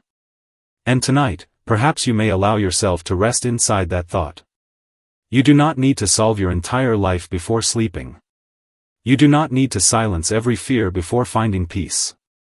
Maybe all you need tonight is one small moment of warmth. One quiet breath. One gentle pause in the endless movement of the world. Now imagine the fire beside you growing softer. Outside, rain falls quietly against distant windows. Somewhere in an old kitchen, butter melts slowly in a pan while candlelight flickers against wooden walls. MFK Fisher sits peacefully at a small table, writing by hand late into the evening. Not rushing. Not worrying. Simply noticing the beauty hidden inside ordinary life. And as her words drift gently across the years toward you now, allow yourself to feel that same warmth settling softly into your chest. The day is over. The table is set. The world can wait until morning. Close your eyes. Breathe slowly. And let yourself drift into sleep beside the quiet glow of food, memory, and the tender comfort of being cared for, even if only for tonight. When the cold shadow of war stretched across the skies of Europe and entire cities learned to survive on ration cards and silence, Elizabeth David chose to remember sunlight. While the world around her grew gray and exhausted, she carried within her the warm memory of the Mediterranean coast. The scent of olive oil drifting through narrow streets. Garlic softening slowly in a pan. The sound of distant waves beneath a fading orange sunset. In an age defined by scarcity, she refused to let beauty disappear. Tonight let us sit quietly beside the soft glow of a kitchen fire and step gently into her story. There is no rush here. Only the slow rhythm of memory, the warmth of food, and the quiet strength of a woman who believed that even during humanity's darkest hours people still deserved elegance, comfort, and dignity. Elizabeth David was not simply writing about recipes. She was writing about survival of the soul. After the war, Britain felt colorless. The shelves were empty and meals had become mechanical routines meant only to keep people alive. Butter, sugar, meat, and fresh vegetables had become rare luxuries. The air itself seemed heavy with fatigue. Yet somewhere within that atmosphere of dust and rationing, Elizabeth David began writing about another world entirely. She wrote about ripe tomatoes glistening beneath summer sunlight. About crusty bread dipped into olive oil. About herbs crushed gently between warm fingertips. Her words carried the feeling of open windows, sea air, and slow afternoons untouched by anxiety. To many readers it felt almost unreal. People were not simply hungry for food. They were hungry for sensation, for warmth, for imagination. They missed beauty even if they no longer knew how to describe it. And through her quiet, precise writing, Elizabeth David reminded them that life could still contain pleasure. What made her voice so powerful was not extravagance but intimacy. She never wrote as though luxury belonged only to the wealthy. She believed beauty could exist in the smallest details. A perfectly peeled orange. A bowl of soup shared beside candlelight. The scent of rosemary carried by steam into a quiet room. She understood that cooking was not merely labor. It was a way of rebuilding the self after hardship. Late at night, while cities slept beneath the lingering weight of war, many readers would sit beside weak lamps reading her descriptions of Mediterranean kitchens. In those moments they could almost feel warmth returning to their frozen lives. They could almost hear distant markets filled with laughter and smell bread emerging from stone ovens. Elizabeth David became more than a food writer. She became a guardian of emotional memory. As her book spread across the country, people slowly began to rediscover the forgotten joy of preparing meals with care. Not because they suddenly possessed abundance, but because her words taught them that dignity could survive even in scarcity. She encouraged people to pay attention again. To notice texture, aroma, balance, and patience. To slow down enough to appreciate the transformation of simple ingredients into something nourishing and beautiful. There was something deeply calming about the way she approached food. She never rushed. Her writing moved gently, like someone stirring a simmering pot while rain touched the windows outside. In a chaotic world obsessed with urgency, Elizabeth David offered stillness. Yet beneath that elegance there was always a quiet loneliness. She had traveled widely through Europe and the Mediterranean before returning to post-war England, and part of her writing carried the ache of displacement. She knew what it meant to lose familiar landscapes. To long for warmth while surrounded by coldness. To remember color while living inside grayness. Instead of allowing bitterness to consume her, she transformed longing into prose. Every sentence became a refuge. Every description of food became an act of emotional preservation. Unlike many cookbook writers of her era, she cared deeply about the cultural soul behind each dish. She respected traditions, regional habits, old techniques, and the stories carried through generations of kitchens. To her, food was never disconnected from human feeling. A recipe without memory meant nothing. This was why her writing endured. She taught readers that meals were not simply fuel but rituals of grounding. Moments where fractured lives could briefly become whole again. Even something as simple as preparing coffee slowly in the early morning could become a form of healing. As the years passed and rationing faded, Elizabeth David became increasingly respected not only for her recipes but for the atmosphere she created through language. Younger cooks admired her precision, while ordinary readers found comfort in her calm observations about everyday life. In her later years she lived more quietly. The world around her changed rapidly, but she continued to write with the same measured grace. Age softened her work even further. She no longer seemed interested in impressing anyone. Instead, she focused on clarity, warmth, and truth. Sometimes she would describe something astonishingly simple. A lemon cut open on a wooden table. Fresh figs resting beneath afternoon light. Butter melting slowly into warm bread. Yet through her attention those ordinary moments became almost sacred. That was her gift. She reminded people that peace does not always arrive through grand victories or dramatic transformations. Sometimes peace arrives quietly through small rituals repeated with care. A pot simmering softly in the background. A table prepared for oneself even in solitude. A moment of silence before the first bite of a warm meal.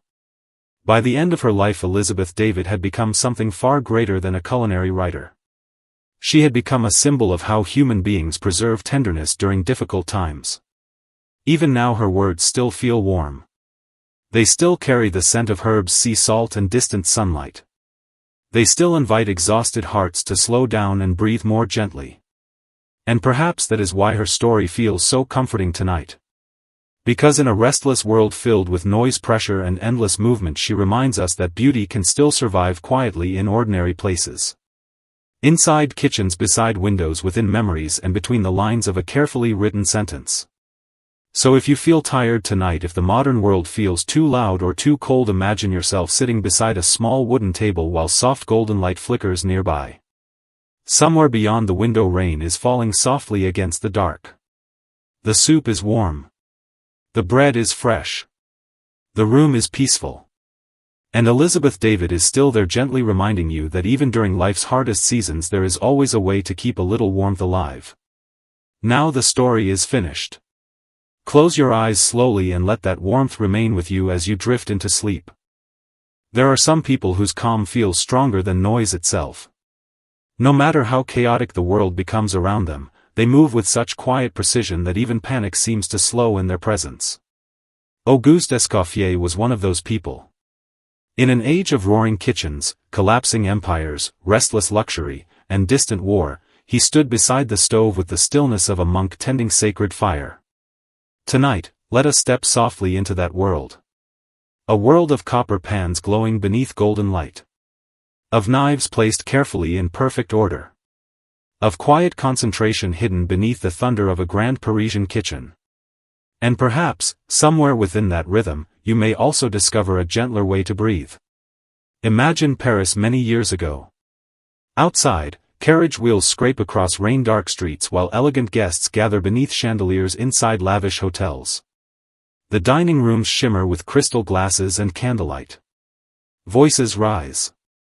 Music drifts through velvet halls.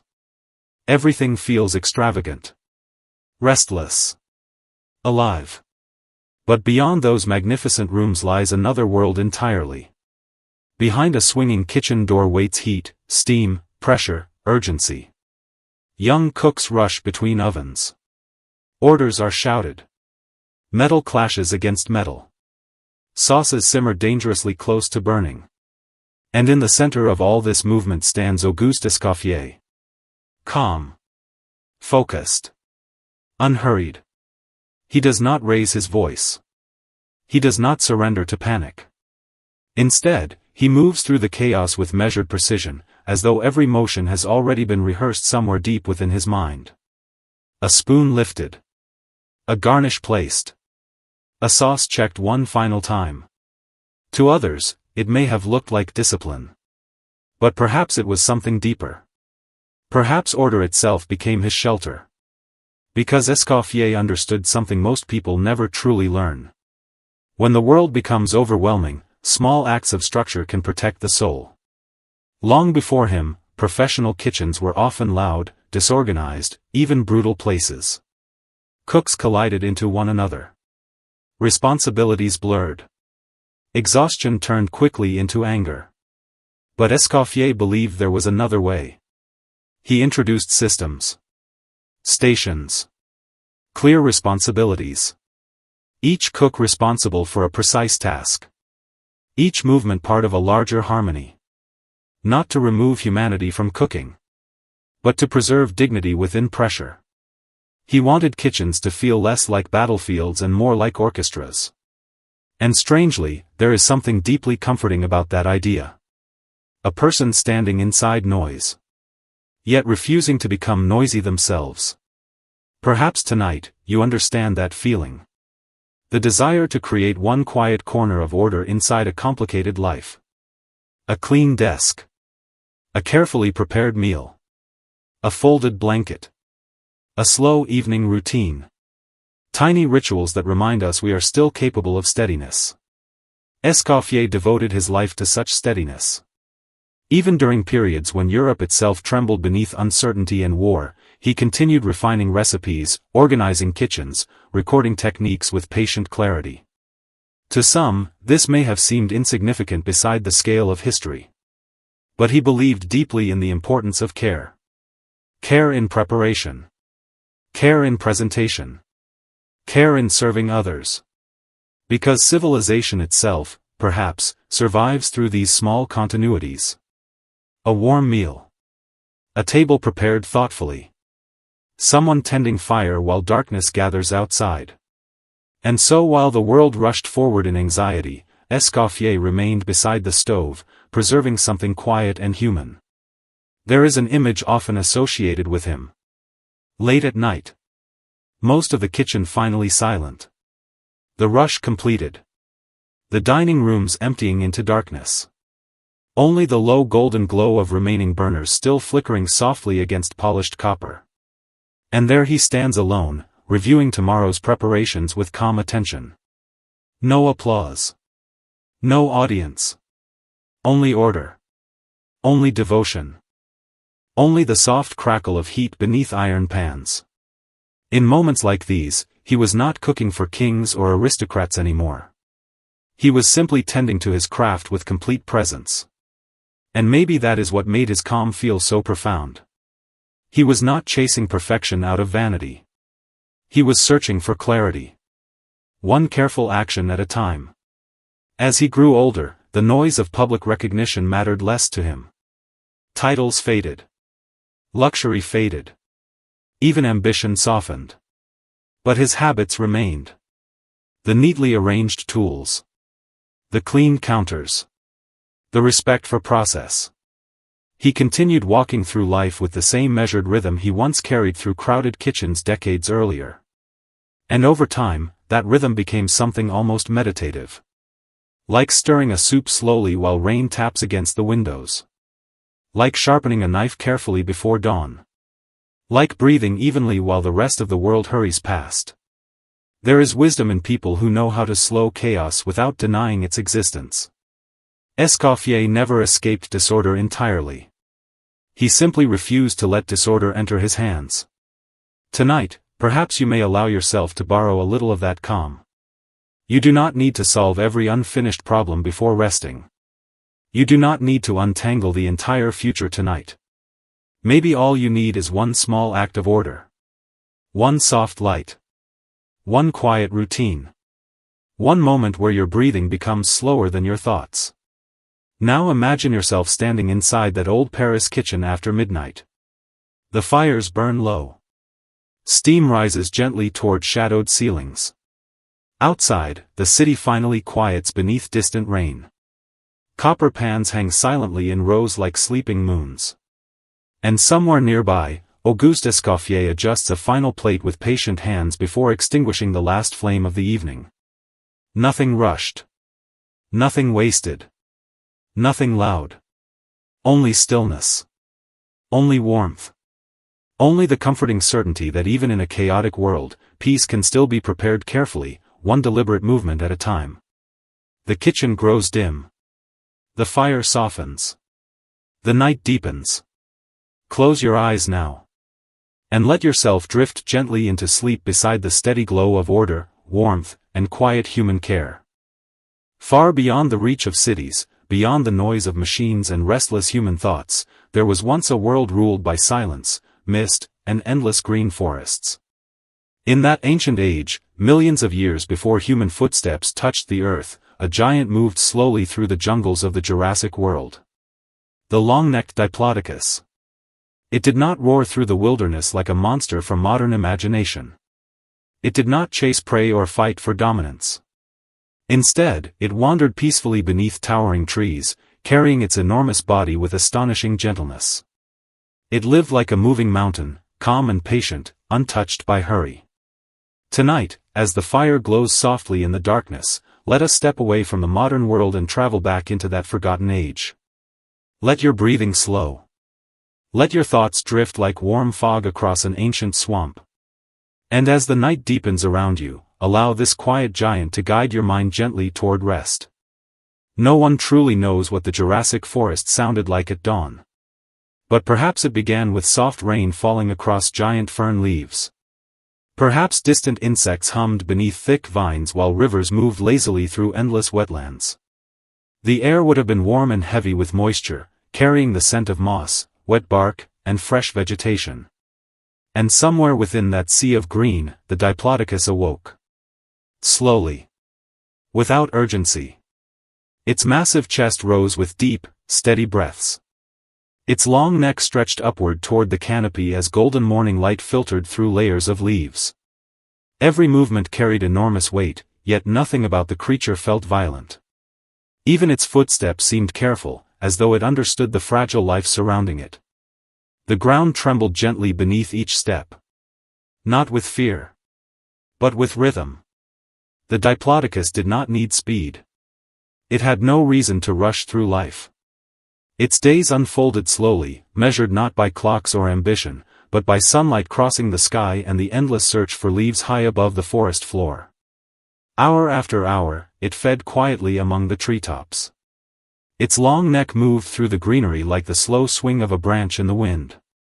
Ferns brushed against its legs. Small creatures scattered through the undergrowth as it passed, though many quickly returned once they realized there was no danger.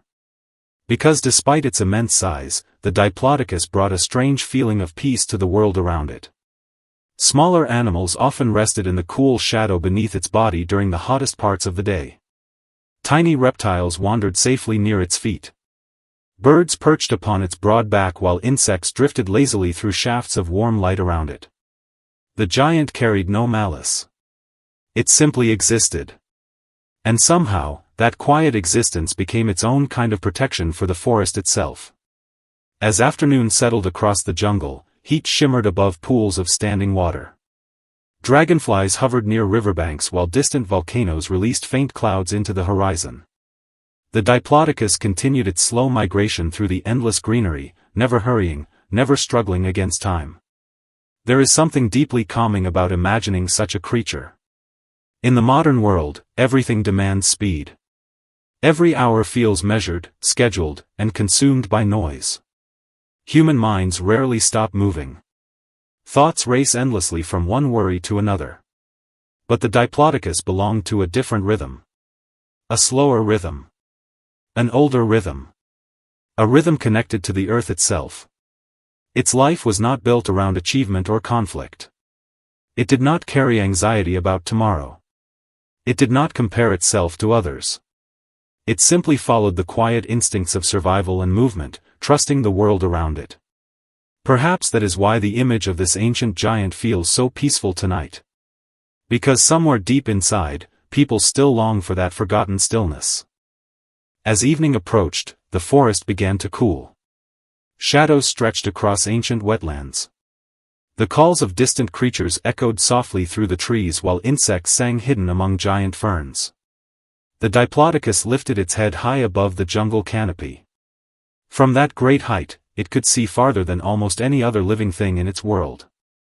Endless rivers shimmered beneath fading sunlight. Forests rolled toward distant mountains. Storm clouds drifted slowly across the horizon. And for a moment, the giant stood completely still.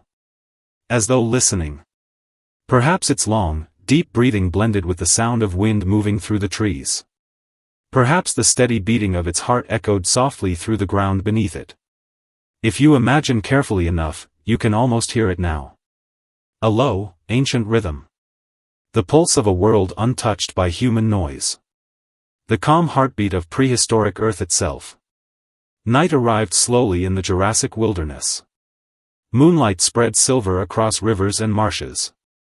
Mist gathered low among the trees while stars appeared one by one in the vast dark sky above.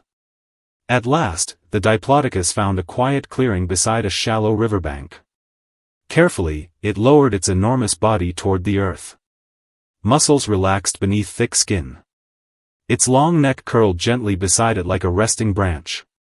Nearby insects continued their endless songs while cool night air drifted across the sleeping forest. And there, beneath the ancient stars, the giant finally rested. Its breathing became deep and steady. Slow as ocean waves.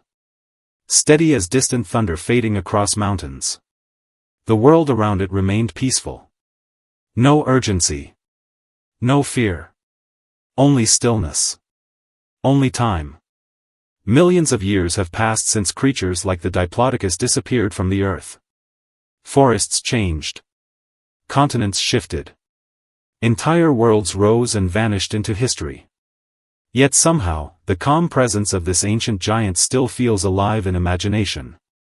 Perhaps because it reminds us of something we desperately need to remember. That life does not always need to move quickly. That strength can exist without violence.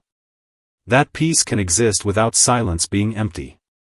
Tonight, as the fire burns lower and your thoughts begin to soften, imagine yourself standing quietly within that ancient forest. Warm mist drifts through towering trees. Moonlight glimmers across shallow water. Somewhere nearby, the sleeping Diplodocus breathes slowly beneath the stars. And with every deep breath it takes, allow your own mind to grow quieter. Heavier. Calmer. Until at last, like the great gentle giant beneath the Jurassic sky, you too drift peacefully into sleep. He withdrew to the quiet shores of Walden Pond, trading comfort and noise for the freedom of his soul. Every word written by Henry David Thoreau carries the cool breath of the forest and the stillness of deep water beneath moonlight. Tonight, as the fire flickers softly beside us, let us step into his simple and poetic life of solitude. Listen to the wind moving through the trees, the distant ripple of the lake, and allow the heavy thoughts of the day to sink gently into a dream as calm and deep as Walden itself. When the noise of the modern world slowly fades into the distance, there remains a quieter sound beneath it all. It is the sound of wind moving through pine branches, of water touching the shore at dusk, of a single bird calling across a still lake. Henry David Thoreau believed that within these simple sounds rested something essential to human life, something civilization often buries beneath ambition and distraction. While many spent their lives chasing status, wealth, and approval, Thoreau chose another path entirely. He stepped away from crowded streets and familiar routines and entered the forest, hoping to discover what remained when everything unnecessary was stripped away. His small cabin beside Walden Pond was modest almost to the point of austerity. The wooden walls were rough, the furnishings simple, the rooms nearly bare. Yet within that simplicity, Thoreau discovered a richness many people never experience. Each morning began not with urgency, but with awareness. Sunlight filtering through the trees became enough to mark the passage of time. The changing colors of the lake reflected the moods of the sky. Seasons no longer passed unnoticed. They became living companions. Spring arrived in the songs of returning birds. Autumn announced itself through the scent of fallen leaves and cold air drifting across the water. To many observers, his life appeared lonely. But Thoreau did not experience solitude as emptiness. He experienced it as clarity. In the silence of the forest, he began hearing thoughts that had long been drowned out by society's endless demands. He spent hours walking narrow woodland paths, stopping to observe the smallest details of the natural world. A single ant carrying food across the earth fascinated him. The patterns of ice forming across the pond in winter seemed to reveal hidden truths about patience and transformation. Nature, to him, was never passive scenery. It was a living conversation. At night, after gathering wood for the fire or writing notes beneath dim candlelight, he often sat quietly outside the cabin watching the stars emerge above the dark water. Those moments brought him a sense of freedom unlike anything he had known before. He realized how little a person truly needed in order to live meaningfully. Food, shelter, fresh air, thoughtful work, and time to reflect were enough. Everything beyond that often became a burden disguised as progress. The forest slowly changed the rhythm of his inner world. Days no longer felt rushed or fragmented. Without constant interruption, his mind settled into a calmer state. He learned to pay attention not only to nature, but also to himself. Beneath the surface of daily anxieties, he discovered a quieter awareness that had always existed, waiting patiently beneath the noise. The lake became a mirror reflecting not only the sky above, but his own thoughts and emotions. Looking across the still water, he began understanding how much of human suffering comes from living too far removed from simplicity. Winters at Walden could be harsh. Snow gathered heavily along the roof of the cabin, and icy winds swept through the forest with lonely force. Yet even in those difficult seasons, Thoreau felt strangely comforted. Wrapped in blankets beside the fire, listening to branches creak in the frozen night, he sensed a kind of intimacy with the natural world that few people ever experience. Hardship no longer seemed like an enemy to escape. It became part of life's texture, deepening his gratitude for warmth, light, and stillness. He spent much of his time writing, carefully shaping observations into reflections that would later inspire generations of readers. But his words were never merely descriptions of trees or water. Beneath every passage lay a larger question about how human beings choose to live. Why do people exhaust themselves chasing things that bring no peace? Why do they fear solitude so deeply? Why do they fill every silence instead of listening to what silence might reveal? These questions guided his work and gave it enduring power. Though he lived alone beside the pond, Thoreau never became detached from humanity. In fact, the solitude expanded his compassion. By stepping away from society for a time, he gained a clearer understanding of its illusions and struggles. He saw how easily people surrendered their freedom to habits, expectations, and endless labor. Yet he also believed deeply in the human capacity for renewal. Nature, he thought, could restore what modern life slowly drains away. A quiet walk beneath trees, a morning spent beside water, a single hour free from distraction could reconnect a person to something timeless and whole. As years passed, Walden Pond became more than a physical place. It transformed into a symbol of inner refuge. Even after leaving the cabin, Thoreau carried that simplicity within him. The forest had taught him that peace does not come from possessing more, but from needing less. It taught him that freedom begins the moment one stops allowing the world to dictate the rhythm of the soul. Now, as the fire beside us burns lower and the night deepens into silence, the story of Henry David Thoreau drifts softly through the darkness like wind moving across still water. His life reminds us that beneath all the noise of modern existence, there remains a quieter world waiting patiently for our attention. A world where mornings arrive gently through pine branches, where thoughts move slowly like clouds reflected in a lake, and where the soul can finally rest without fear or urgency. So let the worries of the day dissolve into the forest night.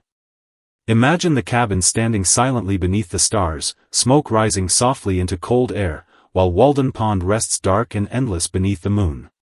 Let the stillness of that place settle over your thoughts like falling snow. And as the sound of the wind moves softly through the trees, may you drift gently into deep and peaceful sleep. Far from the noise of crowded cities and polished lecture halls, there once lived a man who surrendered himself completely to the breathing wilderness of the Amazon.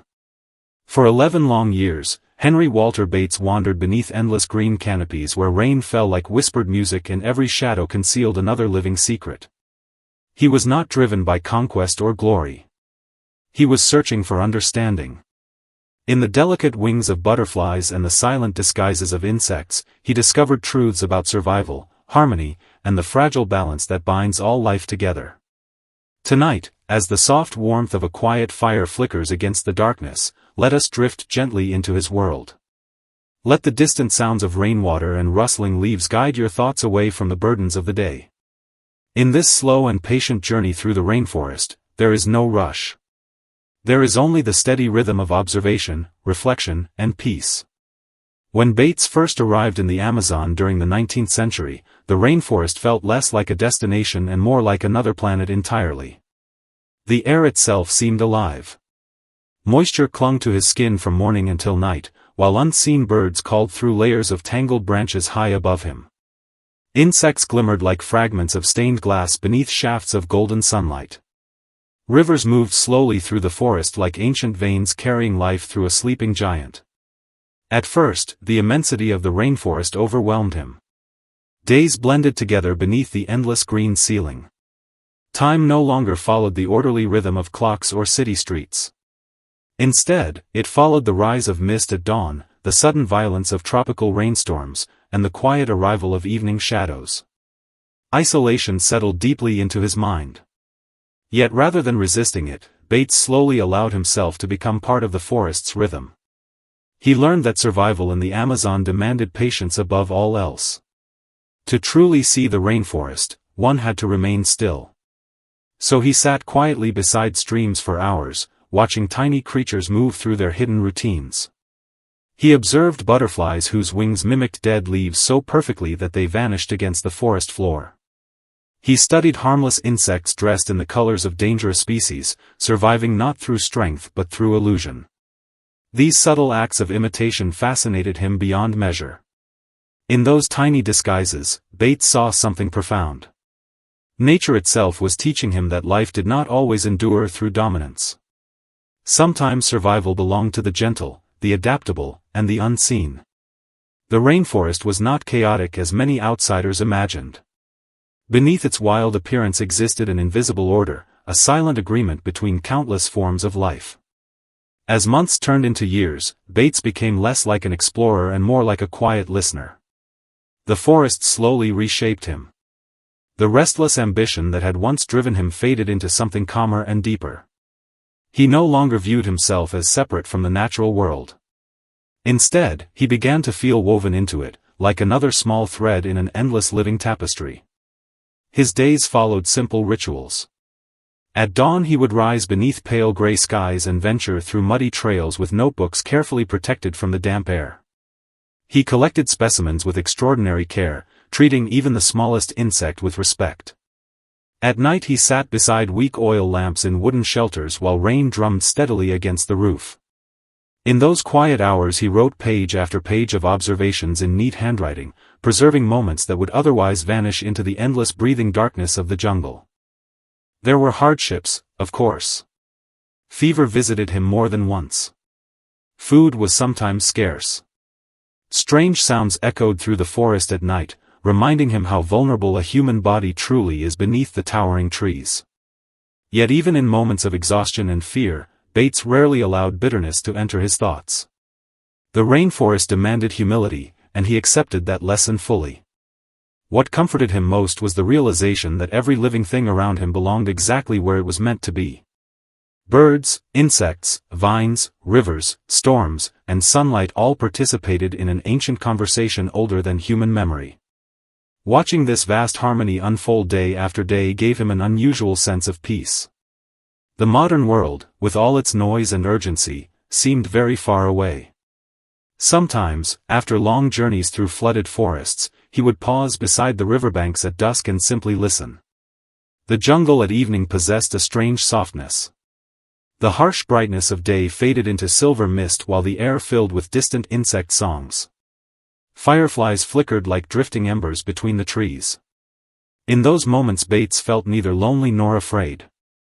He felt held by the world itself. The discoveries he eventually made would transform the understanding of natural selection and evolution. His observations of mimicry among butterflies became one of the great contributions to biological science. Yet for Bates, the rainforest was never merely a laboratory. It was a place of emotional awakening. The longer he remained there, the more he realized that nature was not something to dominate or classify from afar. It was something to approach with reverence. When he finally returned to England after 11 years, civilization must have felt strangely rigid and distant. The ordered streets and quiet drawing rooms could not replace the endless movement of the Amazon. Though his body had left the rainforest behind, part of his spirit remained there forever beneath the dripping leaves and endless skies. He carried those memories gently for the rest of his life. The scent of wet earth after rain. The sudden flash of blue butterfly wings crossing a riverbank. The stillness of dawn before the jungle awoke. These became his private sanctuary, a quiet refuge he could revisit within his own mind whenever the world grew heavy. What makes Henry Walter Bates so deeply comforting to remember is not only his intelligence, but his patience. He spent 11 years studying creatures most people would never even notice. He devoted himself to understanding small details that others dismissed as insignificant. In doing so, he revealed a truth that feels especially meaningful in restless modern times. Peace does not always arrive through grand achievements or loud victories. Sometimes it is found by sitting quietly enough to notice the hidden harmony already surrounding us. Now the fire burns lower, and the rainforest of his memories grows soft and distant like a dream fading gently before dawn. Somewhere deep beneath the Amazon canopy, rain still falls onto broad green leaves exactly as it did during Bates's long years of wandering. Butterflies still drift through humid air carrying their secret disguises. Rivers still move patiently through the shadows. And perhaps tonight, as you rest, you too can carry a small piece of that stillness within you. Let the noise of the day dissolve like mist over water. Let your thoughts slow to the quiet rhythm of falling rain. In the calm world Henry Walter Bates once walked through so carefully, every living thing had its place. Maybe you do too. Sleep peacefully now beneath the distant echo of rainforest wings and endless green silence.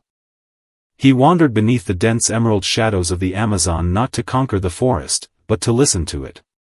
While others searched for riches, fame, or the thrill of discovery, Emile Goldie devoted himself to something quieter and infinitely more delicate. He wanted to understand the silent conversations unfolding between every leaf, insect, flower, and stream. To him, the rainforest was not a wilderness to be tamed. It was a breathing world bound together by invisible threads of trust and balance. Tonight, as the faint glow of a fire flickers softly against the darkness, let us step gently into his world.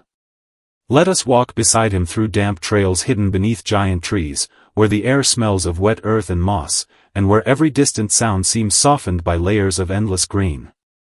In this slow and quiet rhythm of the rainforest, perhaps we too can lay down the burdens we carry and drift peacefully into rest. Long before the Amazon became a symbol of environmental concern, it existed for many people as an untamed mystery. Vast rivers twisted through forests so dense that sunlight barely touched the ground. Entire ecosystems flourished beyond the reach of cities and governments. To most travelers, the jungle appeared chaotic and dangerous. But when Emile Goldie first entered the rainforest, he saw something entirely different.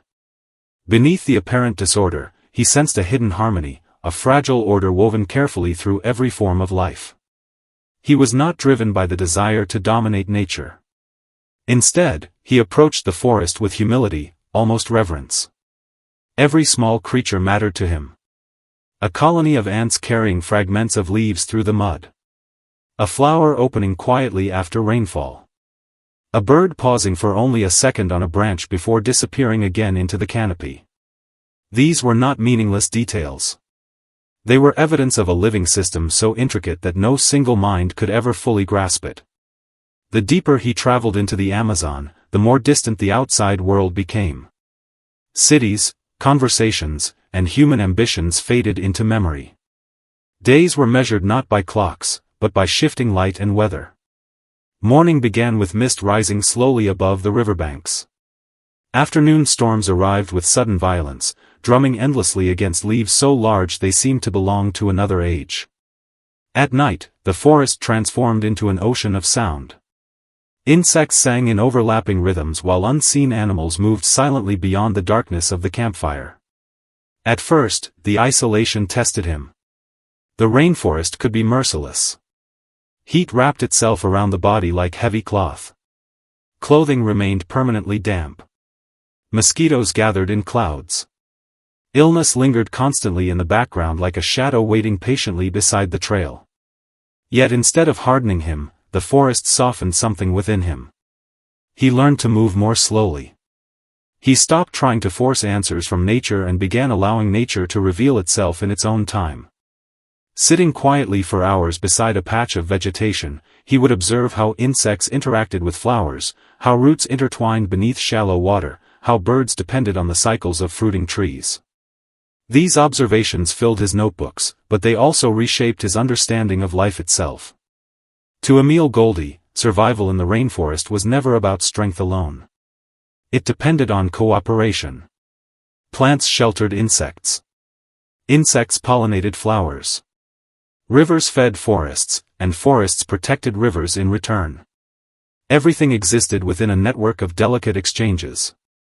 The longer he lived among these patterns, the more he realized how disconnected human civilization often was from the quiet wisdom of balance.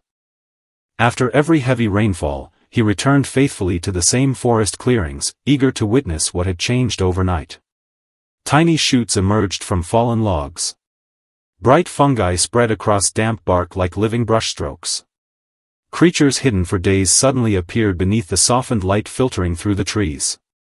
These moments brought him a deep and almost indescribable peace. His notebooks became more than scientific records. They turned into reflections of a man slowly dissolving into the rhythm of the natural world. The precision of his observations remained rigorous, yet beneath every description lived tenderness. He was documenting not only species and behaviors, but also the emotional quiet that emerged when a person stopped resisting the world around them. There were evenings when he sat alone beside the fire after long days of exploration, listening to rain drip steadily from the canopy. In those moments, he no longer felt separated from the rainforest. The boundaries between observer and environment seemed to fade. He belonged to the forest as much as the moss, the insects, and the rivers belonged to it. Years passed this way, slowly and almost dreamlike. The outside world continued to change with its industries, politics, and noise, but deep within the Amazon, life followed older rhythms. Emil Goldie found comfort in that continuity. The forest taught him that endurance did not require force. True resilience often appeared in softer forms. In vines patiently climbing toward sunlight. In roots quietly breaking stone over centuries. In the silent persistence of ecosystems healing themselves after storms. When he eventually reflected on his life, he no longer thought primarily about achievements or recognition. What mattered most to him were the countless quiet moments the rainforest had given him. The feeling of cool mist settling over his skin before sunrise. The sight of tiny frogs resting on broad green leaves after rain. The sound of distant thunder rolling endlessly across the canopy while rivers moved patiently beneath the darkness. His work would later become valuable to generations of scientists and naturalists, but perhaps his greatest contribution was something less measurable. He reminded people that nature is not merely a collection of resources. It is a living conversation. To truly understand it, one must first learn how to listen. Now, as the fire burns low and the imagined rainforest settles into its endless nighttime breathing, let your thoughts drift gently beside him through those deep green corridors. Allow the noise of the day to dissolve into the soft sounds of rainfall and rustling leaves. Somewhere far beneath the ancient canopy, the forest still moves with calm and steady patience, just as it always has. And perhaps tonight, as sleep slowly gathers around you, you too may feel that same quiet peace Emil Goldie discovered in the heart of the Amazon. A stillness untouched by hurry. A silence alive with hidden rhythms. A gentle reminder that even in a restless world, harmony still exists for those willing to slow down enough to hear it. He traveled between the cold majesty of the Andes Mountains and the endless green abundance of the Amazon rainforest, carrying little more than instruments, notebooks, and a patient devotion to understanding the world. Antonio Raimondi spent his life measuring rivers, cliffs, forests, and valleys, yet what he truly discovered along the way was something quieter and far more lasting. Hidden beneath the maps and scientific records, he found a kind of inner stillness that only vast landscapes can offer to those willing to move slowly enough to hear them breathe. Tonight, as the glow of a fading fire flickers softly against the darkness, let us follow him into that immense and peaceful wilderness. Let us climb beside him through cold mountain air where stars hang low above the snow-covered peaks, then descend slowly into the warm and mist-filled embrace of the rainforest below. In the gentle rhythm of his journey, perhaps our own weary thoughts may finally loosen and drift into rest. Long before modern roads connected the mountains to the jungle, South America remained a world of enormous distances and hidden mysteries. Towering cliffs disappeared into clouds. Rivers carved their way endlessly through untouched forests. Entire ecosystems existed beyond the reach of cities, suspended between silence and storm. For many travelers, these landscapes represented hardship and danger. But for Antonio Raimondi, they represented possibility. Born with a deep curiosity about the natural world, he believed that every mountain ridge, every river bend, and every hidden valley carried meaning. The earth itself seemed to him like a vast unfinished manuscript waiting patiently to be read. While others sought fortune or recognition, Raimondi sought understanding.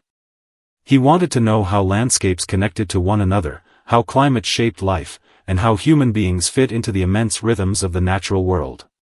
When he first stood high within the Andes, the air so thin it sharpened every breath, he felt both small and strangely comforted. From those towering heights, the world below unfolded in endless layers of blue mountains, drifting clouds, and distant forests. He realized that the transition between the Andes and the Amazon was not simply a geographical boundary. It was a living bridge between worlds. Cold stone slowly surrendered to warm rivers. Dry mountain winds softened into humid jungle air.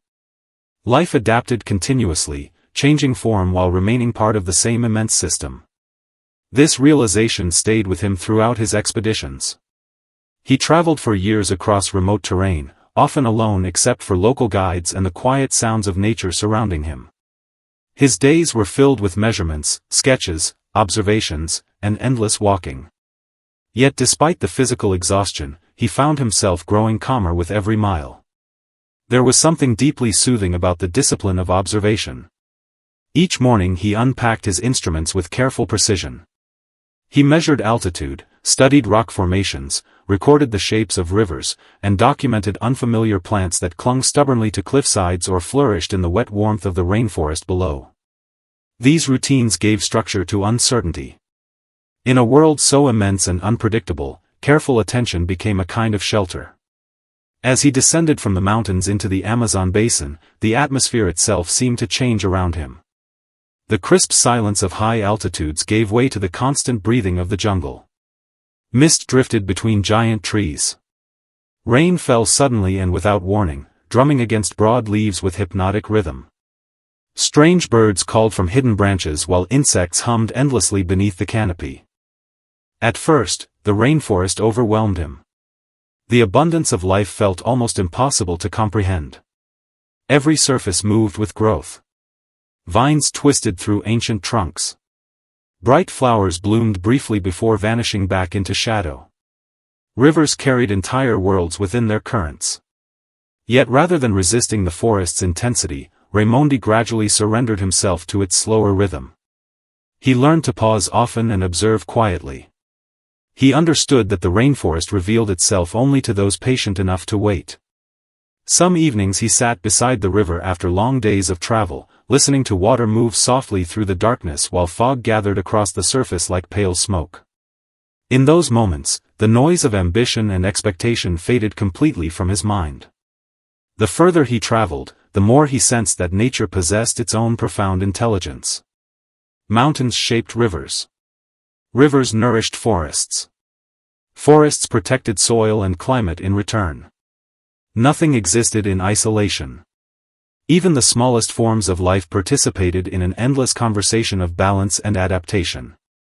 His scientific work became more than a search for data. It became an act of listening. There were hardships, of course. Illness followed many expeditions. Supplies ran short. The weather often turned violent without warning. There were nights when exhaustion settled so deeply into his bones that even writing in his journal felt impossible. Yet strangely, these difficulties only deepened his connection to the land. Stripped of comfort and distraction, he discovered how little a person truly needed in order to feel alive. Years later, when he reflected on his journeys, it was not the fame of discovery that remained strongest in his memory. It was the feeling of standing alone between mountain and forest while dawn slowly illuminated the horizon. It was the sound of wind moving across high cliffs before descending into distant jungle valleys. It was the quiet satisfaction of tracing a river's path through unknown terrain and realizing that, for a brief moment, he had become part of the landscape he studied.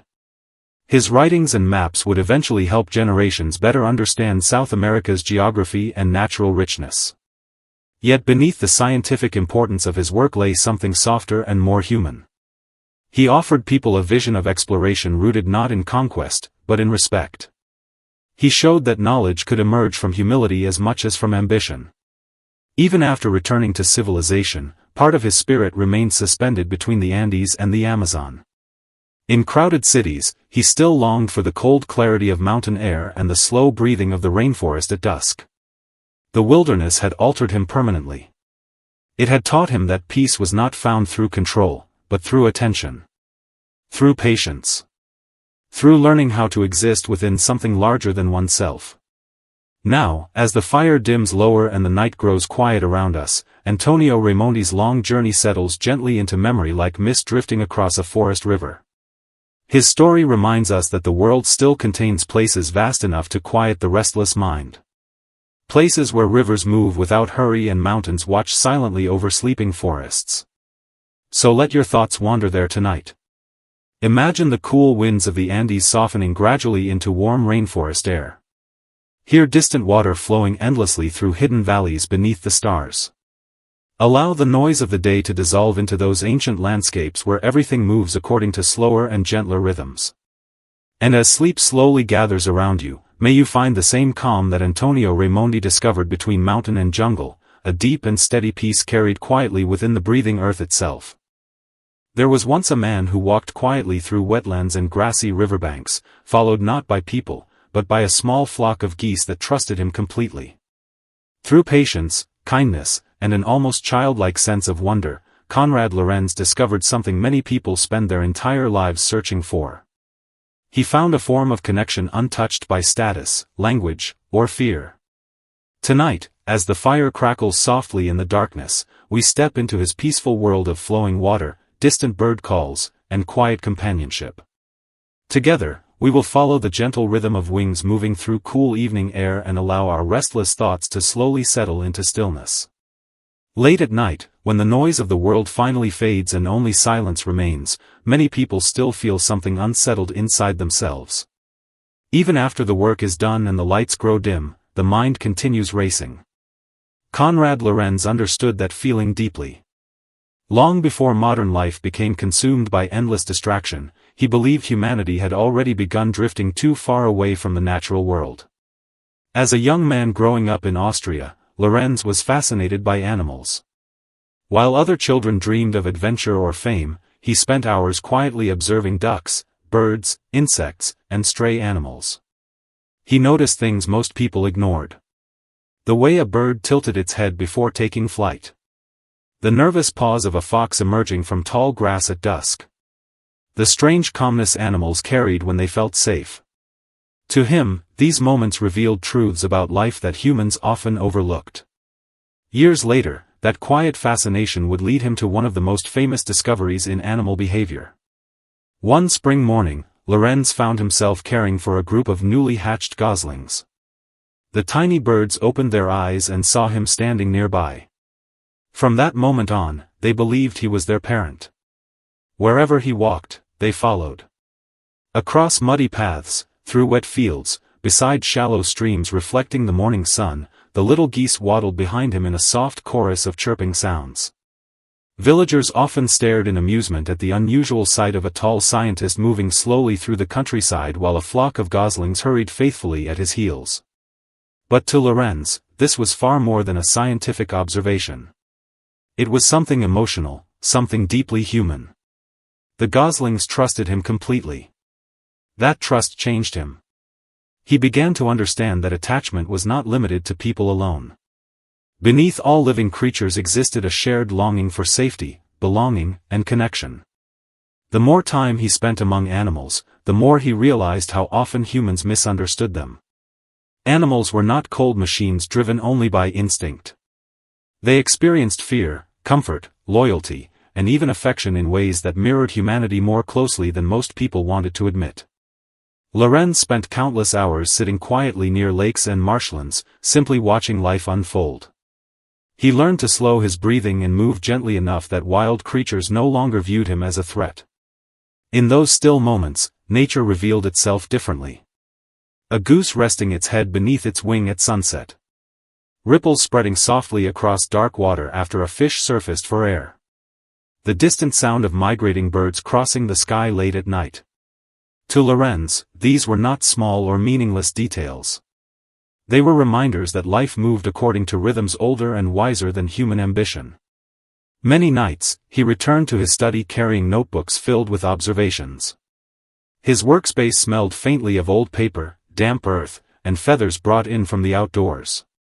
While storms rolled across Europe and political tensions shook the world beyond his windows, Lorenz remained focused on understanding the quiet emotional bonds between living creatures. The geese became more than subjects of study. They became companions. He spoke to them gently. He recognized individual personalities within the flock. Some were bold and curious. Others shy and cautious. Over time, he realized that trust itself was one of the most powerful forces in nature. An animal that feels safe begins to reveal its true self. Fear disappears. Curiosity returns. Life unfolds naturally. This idea stayed with him throughout his entire life. Even during periods of personal hardship and global conflict, Lorenz found peace beside water and open fields. The natural world gave him something modern society often could not provide. Simplicity. Honesty. Stillness. As he grew older, his hair turned white, but his fascination with life never faded. Visitors who met him later in life often described a man whose eyes still carried youthful wonder whenever birds flew overhead. He could pause in the middle of conversation simply to listen to the distant call of geese crossing the evening sky. To many people, he seemed almost old-fashioned. The world around him became louder, faster, and increasingly disconnected from nature. Yet Lorenz remained devoted to the belief that humanity could not truly understand itself while ignoring the emotional lives of other living creatures. He believed kindness toward animals reflected something essential about the human spirit. What made his work so comforting was not only the science behind it, but the tenderness beneath it. Lorenz never approached nature with arrogance. He did not see himself as a conqueror standing above the wild. Instead, he entered nature quietly, almost humbly, as if asking permission to belong there. That humility gave his writing a rare warmth. When he described geese swimming peacefully across morning water or huddling together beneath cold rain, readers could feel his affection in every sentence. He wrote not as a detached observer, but as someone who genuinely loved the living world around him. In many ways, Lorenz spent his life searching for home. Eventually, he realized home was not a place built from walls or cities. It was a feeling of connection. A quiet understanding between living beings sharing the same earth. Tonight, as the fire burns low and shadows flicker softly across the room, imagine yourself standing beside a calm wetland beneath the night sky. Cool air moves gently through tall reeds. Somewhere in the distance, geese call softly to one another as dark water reflects the moonlight like glass. Nothing rushes here. Nothing demands your attention. The world moves slowly, peacefully, exactly as it should. Konrad Lorenz spent his life listening to those quiet rhythms. Through patience and compassion, he discovered that trust can exist even across the boundaries separating species. And perhaps that is why his story still feels so comforting today. In a world filled with noise, pressure, and distance, he reminds us that peace often begins with something simple. A moment of stillness. A gentle presence beside us. The feeling that, for once, we are safe enough to let go of fear. So let the distant bird calls soften the weight inside your mind. Let the calm water carry away the tension of the day. And as the night deepens around you, may you drift gently into sleep, wrapped in the same quiet trust that once followed Konrad Lorenz across the silent marshlands beneath the stars. Peter Matthiessen once wandered deep into silent wetlands and remote wildernesses, searching not for fame or conquest, but for the faint pulse of life hidden beneath reeds, fog, and shallow water.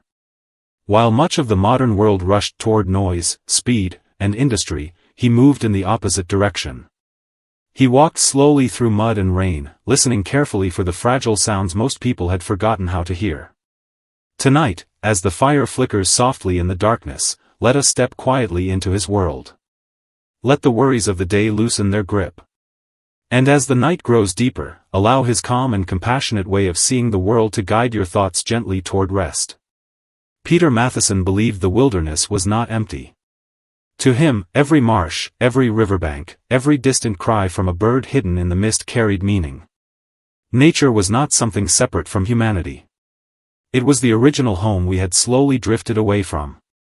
Long before he became known as one of America's great nature writers, Matthiessen felt restless within ordinary society. Cities exhausted him. Crowded rooms and endless conversations left him feeling disconnected from something essential. But when he stepped into the wild, something inside him became quiet again. In remote wetlands and forests, he discovered a different rhythm of existence. There, time moved according to wind, rainfall, and migration. Dawn arrived slowly over still water. Fog lifted from marsh grass in silver waves. Birds crossed the pale sky without urgency. At night, the world softened into silence except for the distant calls of unseen creatures moving through darkness. Matthiessen often traveled alone. He preferred it that way. solitude did not frighten him. In fact, he believed solitude allowed a person to finally hear the deeper layers of life hidden beneath modern distraction. While others saw loneliness in the wilderness, he found clarity. He once spent weeks moving through isolated wetlands, carrying little more than notebooks, simple supplies, and endless patience. He would sit quietly for hours near shallow water, waiting for signs of movement. Sometimes nothing happened at all. Yet even in stillness, he felt connected to the living world around him.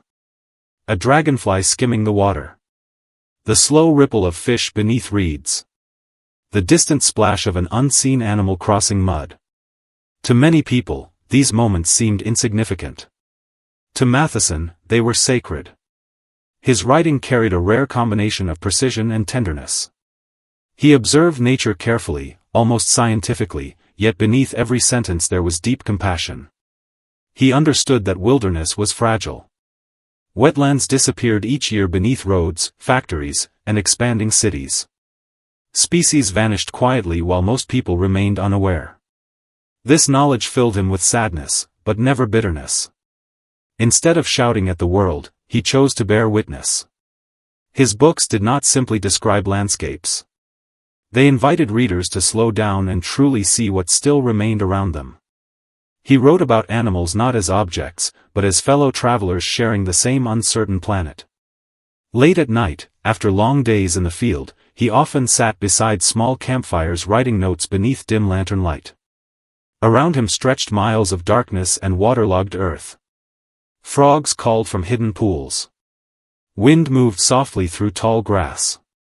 Somewhere overhead, unseen birds crossed beneath the stars. In those moments, civilization felt very far away. And strangely, that distance brought him peace. Matheson believed modern life often separated people from their own inner stillness. Endless ambition, endless consumption, endless noise. The farther society moved from nature, the more spiritually exhausted people seemed to become. But in the wilderness, none of those things mattered. Wetlands did not care about status. Rivers did not care about success.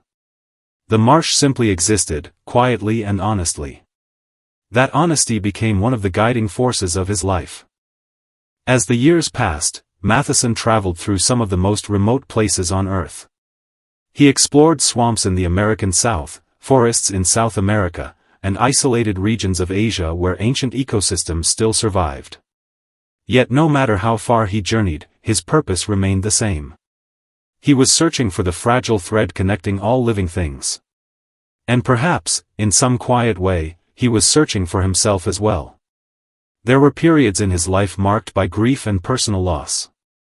Like many thoughtful people, he carried sadness beneath his calm exterior. But nature gave him a way to hold that sorrow without being destroyed by it. When he walked through silent wetlands at dawn, he felt his thoughts begin to settle. The world no longer demanded explanations. Life did not need to be perfectly understood in order to be meaningful. Sometimes it was enough simply to observe. To breathe. To listen. This quiet philosophy shaped everything he wrote. Even when describing danger or environmental destruction, his tone remained restrained and deeply human. He trusted silence more than outrage. Readers could feel the grief beneath his words without needing it explained directly. That is part of what made his writing so comforting. He never tried to overpower the reader. Instead, he guided people gently toward reflection, the same way a river slowly carries fallen leaves downstream.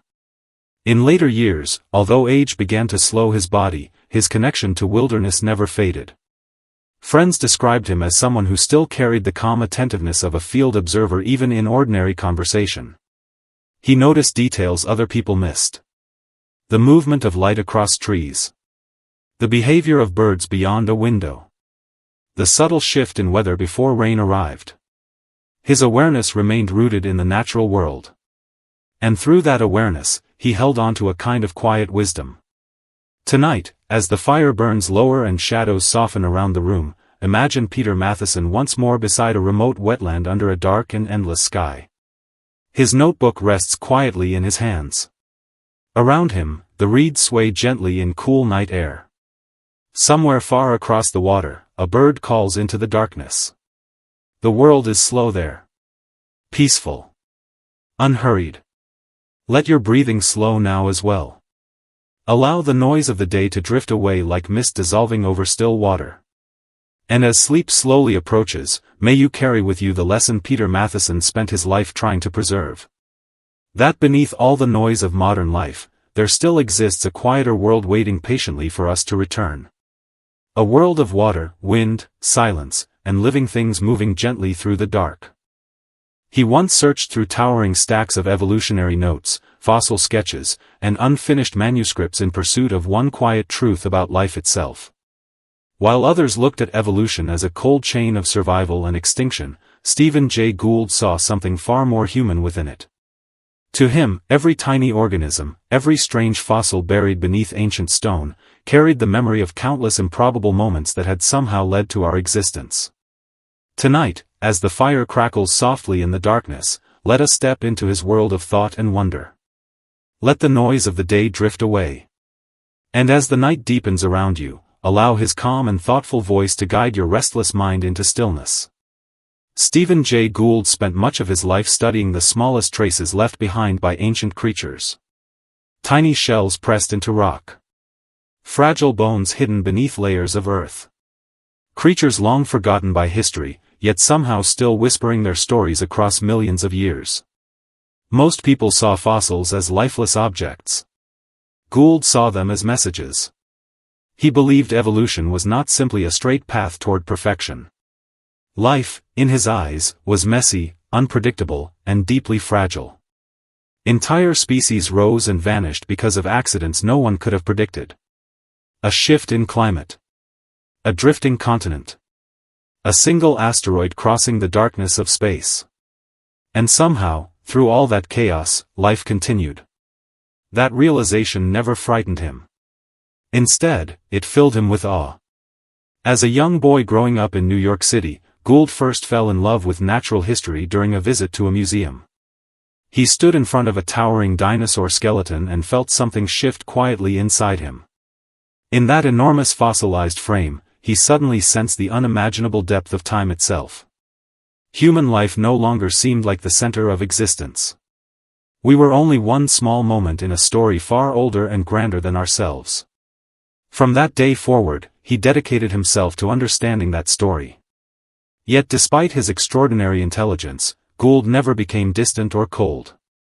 He wrote about science the way others wrote poetry.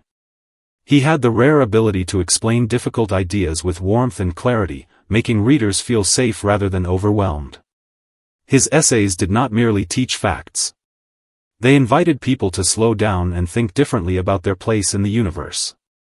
Late at night, he often sat surrounded by papers and fossil diagrams, working beneath the quiet glow of a desk lamp. Outside his window, the modern world rushed endlessly forward. Cars moved through wet city streets. Television lights flickered in apartment windows. Somewhere in the distance, trains rumbled through the dark. But inside his study, time moved differently.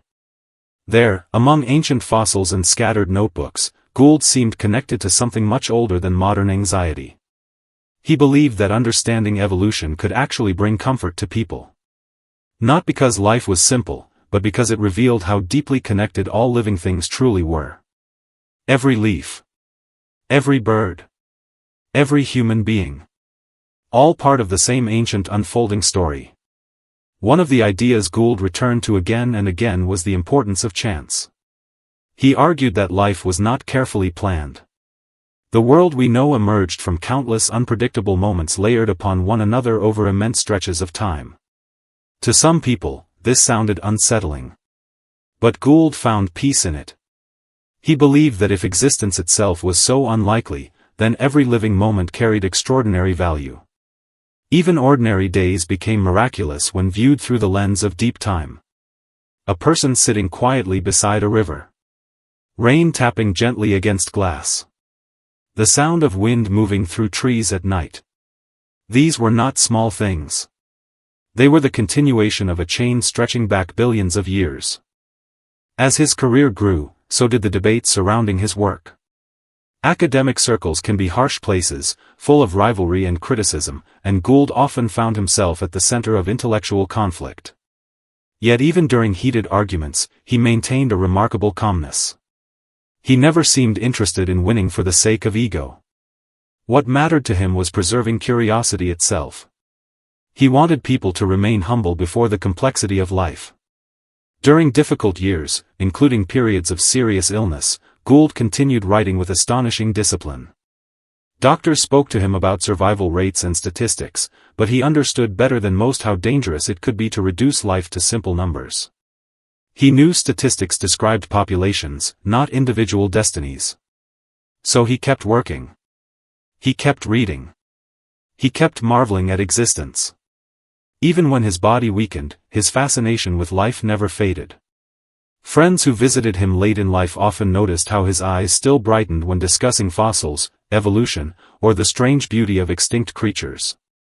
He spoke about ancient trilobites and microscopic marine organisms with the same wonder some people reserve for great works of art.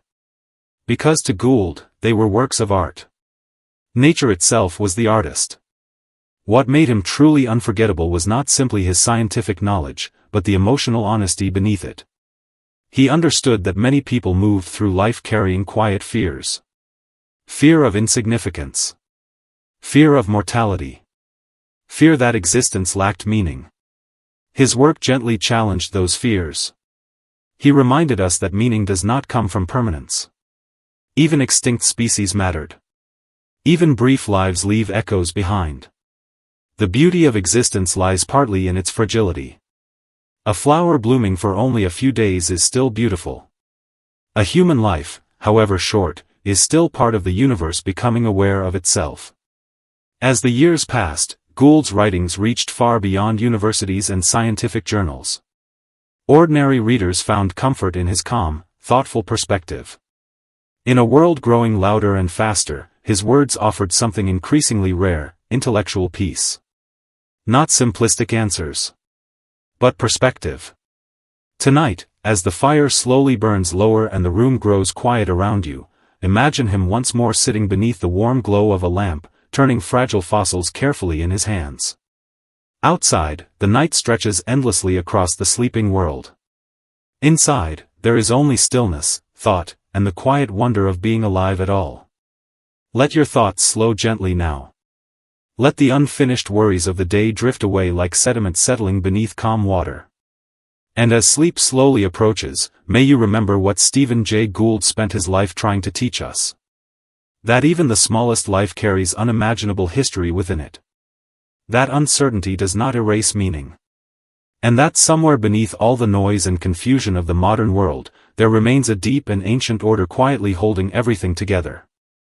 There was once a man who wandered through muddy wetlands and quiet forests with the curiosity of a child and the heart of a gentle storyteller. While much of the world rushed toward noise, industry, and ambition, Gerald Durrell chose instead to kneel beside ponds, peer beneath tangled reeds, and listen carefully to the fragile sounds of life hiding in the wild.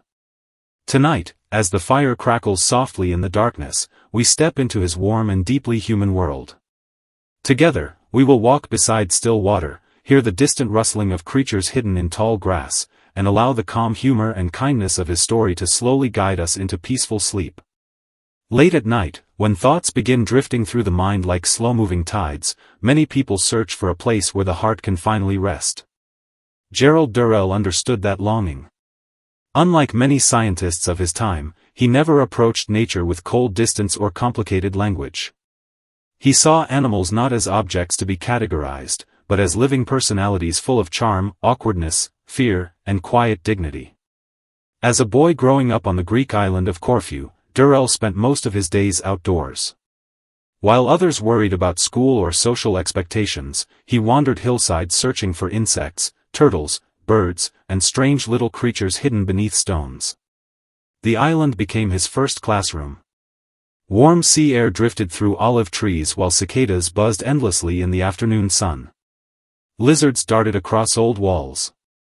Bright butterflies floated lazily through wildflowers.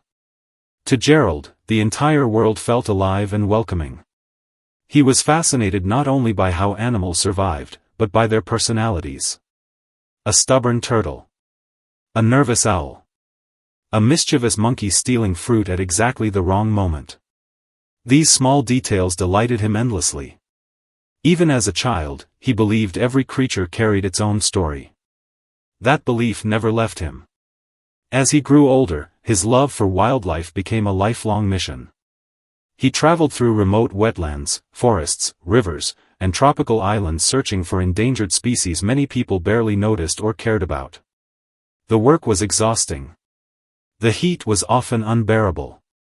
Mosquitoes swarmed endlessly through damp air. Supplies failed. Roads disappeared into mud. But somehow, Durrell always found humor in the chaos around him. Where others saw discomfort, he saw adventure. He could describe a swamp filled with biting insects in a way that made readers laugh warmly instead of recoil. He wrote about clumsy animals, awkward encounters, and absurd moments with such affection that even the smallest creatures seemed unforgettable. His writing carried something rare: kindness. Many evenings during his expeditions, Durrell sat quietly beside rivers or ponds as darkness slowly settled over the landscape. Frogs croaked somewhere in the distance. Insects hummed through heavy night air. Water reflected the faint silver glow of moonlight. Those moments of stillness became deeply important to him. The natural world never demanded perfection from anyone. It simply existed. That realization comforted him. At a time when modern society often felt cold and mechanical, Gerald Durrell believed nature still offered warmth. He believed humans had forgotten how to notice small joys. The flutter of wings above a marsh at sunset. The soft ripple of fish beneath dark water. The sight of a sleepy otter curling itself into reeds along the riverbank. To him, these moments mattered deeply because they reminded people that life did not need to be grand in order to be meaningful. Durrell's humor became one of the reasons readers loved him so much. He never wrote with arrogance or superiority. He invited people gently into his world, making them feel as though they too were sitting beside him near the water, smiling quietly as some muddy little creature stumbled awkwardly through the grass. But beneath that humor lived something much deeper. He cared fiercely about protecting life. As cities expanded and habitats disappeared, Durrell became increasingly worried about the future of wildlife. Species vanished before most people even realized they existed. Wetlands dried up. Forests shrank. Creatures that had lived peacefully for centuries suddenly faced extinction because of human carelessness. Rather than surrendering to despair, he dedicated his life to conservation. He founded wildlife preservation programs and worked tirelessly to protect endangered animals from disappearing forever. Yet even in difficult moments, he never lost his warmth or compassion. He understood that people listened better when approached with love rather than anger. That gentle spirit made his work powerful. Friends often described him as someone who could make even the most anxious room feel calmer simply by speaking. There was comfort in the way he viewed the world. He believed life was interconnected in quiet and invisible ways. Humans, animals, rivers, forests, and oceans all belonged to the same fragile rhythm. Late in life, though his body grew tired, Durrell still found peace near water. He continued walking slowly beside ponds and wetlands, listening to birds hidden in reeds and watching dragonflies skim across the surface of still lakes. His eyes carried exhaustion, but also gratitude. He had spent his life paying attention. And in doing so, he discovered something many people overlook. The world becomes softer when we choose gentleness over control. Fear fades when curiosity takes its place. Even loneliness becomes lighter when we remember we are surrounded by living things quietly sharing the earth beside us. What makes Gerald Durrell's story so comforting is not only his love for animals, but the humanity behind it. He reminds us that tenderness is not weakness. To care deeply about fragile things takes courage. To remain warm-hearted in a harsh world is its own kind of strength. Tonight, as the fire burns lower and the room grows quieter, imagine yourself beside a calm wetland beneath a dark blue sky. Tall grass sways softly in the evening breeze. Somewhere nearby, frogs call gently through the night. The surface of the water glimmers beneath scattered stars. There is no rush here. No pressure. No endless noise demanding your attention. Only stillness. Only the quiet breathing of the natural world continuing peacefully around you. Gerald Durrell spent his life protecting that fragile beauty with humor, patience, and enormous compassion.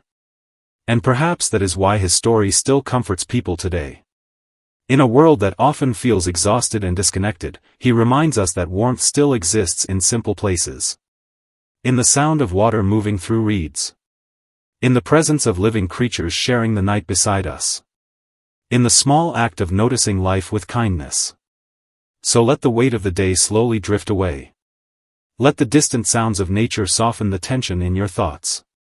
And as the night deepens around you, may you gently fall asleep wrapped in the same quiet warmth Gerald Durrell once carried with him through the silent wetlands beneath the stars. He walked through layers of endless green with the patience of a scientist and the silence of a monk, carefully recording the breath of the rainforest as though the forest itself were a living creature. Charles Marie de la Condamine devoted his life to transforming the unknown into quiet lines upon a map, giving shape to places that had once existed only as rumors carried by rivers and storms. Tonight, as the soft glow of a fading fire flickers against the darkness, let us follow him into the immense solitude of the Amazon, where damp winds drift slowly through ancient trees and every current seems to carry the memory of another century. Long before the Amazon became a subject of fascination for the modern world, it existed in the imagination of Europe as something almost mythical. Endless forests swallowed the horizon. Rivers twisted like serpents through lands untouched by measured time. Strange animals moved beneath thick canopies where sunlight rarely reached the earth. For many, the jungle represented danger and chaos. For Charles Marie de la Condamine, however, it represented a question waiting patiently for an answer. Born into an age obsessed with discovery and reason, he grew up believing that the world could be understood through careful observation. Numbers, measurements, and maps gave structure to uncertainty. Yet beneath his disciplined mind lived another impulse, quieter and harder to explain.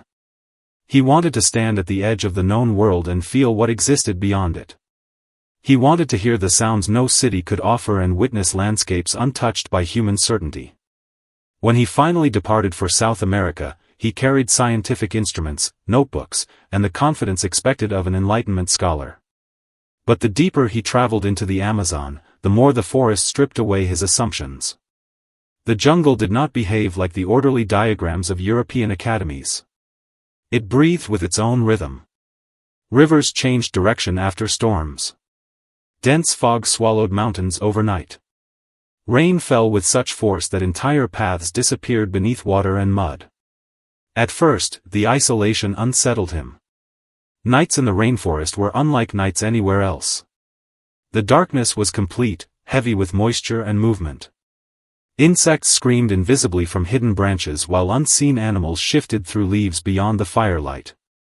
Sometimes the river itself sounded alive, whispering against the wooden sides of his canoe as if speaking a language older than civilization. Yet over time, the fear gave way to something calmer. He learned to listen instead of resist. He began to understand that survival in the Amazon depended not on conquering nature, but on moving gently within it. Each morning he woke before dawn to record temperatures, distances, and river currents while mist floated above the water like pale smoke. His notes became increasingly precise, but also strangely poetic. Beneath the rigid measurements, there was admiration. Beneath the scientific discipline, there was wonder. As the expedition continued, solitude became his closest companion. Days passed with little human conversation beyond brief exchanges with guides and fellow travelers. The endless repetition of paddling, observing, measuring, and recording created a meditative rhythm. In the silence, his mind gradually detached itself from the noise of ambition and reputation that had once occupied him in Paris. The forest reshaped his sense of time. In Europe, life moved according to clocks, schedules, and public expectations. In the Amazon, time belonged to rainstorms, river tides, and the slow growth of enormous trees. Hours dissolved into the sound of dripping leaves. Entire afternoons vanished beneath soft tropical rain. He began to feel that civilization's urgency was perhaps an illusion, a restless invention created by people afraid of stillness. Even amid hardship, he remained devoted to observation. He studied unfamiliar plants with extraordinary care, fascinated by how every form of life seemed connected to the surrounding environment. He recorded the behavior of river systems and collected information about local communities, understanding that the rainforest was not an empty wilderness but a living network of relationships, histories, and rhythms. Disease, exhaustion, and uncertainty followed him constantly. There were moments when fever clouded his thoughts and nights when hunger reduced the expedition to silence. Yet the Amazon also gave him moments of breathtaking tranquility. He would sometimes drift down quiet stretches of river where the surface reflected the sky so perfectly that the canoe appeared suspended between two worlds. In those moments, the boundary between the explorer and the landscape seemed to disappear. What astonished him most was not merely the scale of the rainforest, but its balance. Beneath what first appeared chaotic, there existed a hidden order. Every stream fed another river. Every insect, flower, and tree participated in a vast conversation invisible to hurried eyes. The more carefully he observed, the more peaceful he became. Science, for him, stopped being an attempt to dominate nature and became instead a way of listening to it. When he eventually returned to Europe, he carried maps and records that transformed geographical understanding of South America. His work helped future generations navigate territories once considered unknowable. Yet the greatest change had occurred within himself. Though surrounded once again by salons, discussions, and intellectual prestige, part of him remained beside the Amazon's slow-moving waters. In quiet moments, he often recalled the sensation of drifting through endless green corridors beneath enormous trees while warm rain tapped gently against the canoe. He remembered the smell of wet earth after storms and the distant calls of unseen birds echoing through morning fog. These memories became a kind of refuge, a private sanctuary untouched by the anxieties of civilized life. His writings reveal not only a scientist documenting landscapes, but a man transformed by solitude and observation. He discovered that careful attention could calm the restless mind. He learned that uncertainty did not always require fear. Sometimes it simply asked for patience. The Amazon taught him that the world was too vast to fully control, yet beautiful enough to endlessly study. As the fire burns lower and the night deepens around us, the story of Charles Marie de la Condamine settles gently into silence like rain falling across a distant river. His journey reminds us that peace is not always found in comfort or certainty. Sometimes it waits quietly in unfamiliar places, hidden beneath layers of mist and leaves, waiting for those willing to slow down enough to notice it. And now, as the imagined waters of the Amazon continue their endless journey through the dark, let your thoughts drift with them. Let the noise of the day dissolve into the soft rhythm of flowing rivers and distant rain. Somewhere beneath that endless canopy, the forest still breathes slowly and steadily, just as it did centuries ago, carrying with it a silence deep enough to cradle even the most restless soul into sleep. Far beyond the noise of crowded streets and the restless glow of city lights, there once lived a woman who chose to disappear into the breathing heart of the Amazon rainforest. While others sought comfort, recognition, or the certainty of familiar routines, Margaret Mee devoted her life to something far quieter and infinitely more fragile. She pursued flowers that bloomed only under moonlight, hidden deep within the humid shadows of the jungle, where silence carried more meaning than words ever could. On nights when the rain softened into mist and the forest exhaled its endless chorus of insects, frogs, and unseen wings, she would sit beside a dim lantern with paint-stained fingers and damp pages spread across her lap. In those moments, surrounded by darkness and the scent of wet earth, she felt closer to peace than she ever had within the polished walls of civilized life. Margaret Mee did not enter the rainforest as a conqueror or adventurer seeking glory. She entered it as a listener. She believed nature revealed itself only to those patient enough to wait without demanding answers. The Amazon became not merely a destination, but a living presence that slowly reshaped her understanding of beauty, solitude, and time itself. In her younger years, the modern world had already begun exhausting her. Cities moved too quickly. Conversations felt shallow. Everything seemed trapped within endless cycles of urgency and distraction. Yet somewhere deep inside her remained a longing for stillness, for something untouched by ambition and noise. When she first heard stories of the Amazon and its mysterious moonflower that bloomed only for a few short hours at night, she felt an almost spiritual pull toward it. The moment she stepped into the rainforest, the world behind her seemed to dissolve. The jungle was unlike anything she had imagined. Moisture clung to every surface. Giant leaves dripped steadily beneath heavy clouds. Strange cries echoed through distant trees while tangled vines twisted endlessly toward unseen heights. Even the darkness felt alive. At first, the immensity of the rainforest unsettled her. Civilization had taught her to divide the world into manageable pieces, but the jungle refused such neat boundaries. Everything here existed together in overwhelming intimacy. Yet slowly, the forest began teaching her another way to exist. Days passed in patient observation. She learned how morning light filtered differently through certain leaves. She learned how flowers unfolded according to rhythms invisible to hurried minds. She watched insects crawl across bark polished by rain, and noticed how silence in the rainforest was never truly empty. It breathed softly through every layer of life. Margaret spent countless nights waiting for rare flowers to bloom. Sometimes she waited for hours in complete darkness, listening only to the distant sound of water moving somewhere beyond the trees. There was no guarantee the flower would appear. No promise that nature would reveal its secret simply because she desired it. But she waited anyway. That waiting changed her. The loneliness that might have broken another person instead became a kind of quiet strength within her. Removed from society's constant demands, she discovered how deeply healing solitude could be when approached without fear. In the rainforest, she no longer needed to perform or explain herself. The jungle asked for nothing except attention and respect. Her sketchbooks became her closest companions. Their pages absorbed humidity until they curled softly at the edges, stained by rainwater and marked with careful lines drawn under flickering lantern light. Through these drawings, she preserved not only the shapes of plants and flowers, but also the emotional atmosphere surrounding them. Each illustration carried the stillness of midnight air, the scent of moss, the trembling beauty of fragile petals unfolding beneath the moon. The moonflower itself became more than a botanical subject to her. It became a symbol of everything fleeting and pure within existence. Blooming only briefly during the night before fading again by dawn, the flower reminded her that beauty often appears most fully when no crowds are watching. Some things are not meant to last forever. Their value lies precisely in their impermanence. Years passed, and the rainforest slowly stripped away the identities the outside world had once placed upon her. She was no longer simply an artist or traveler. The jungle changed the rhythm of her thinking, softened her relationship with time, and dissolved the illusion that human beings stood apart from nature. She became quieter, more observant, more patient. Even hardship began to feel strangely meaningful.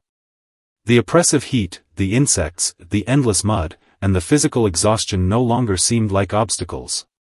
They became part of the experience itself, reminders that beauty and discomfort often exist side by side.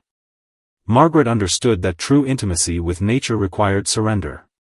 The rainforest could not be controlled or mastered. It could only be entered humbly. As she grew older, her body carried the marks of decades spent in difficult landscapes. Her hands became worn and weathered from years of sketching beneath rainstorms and carrying supplies through tangled undergrowth. Yet her eyes never lost their brightness.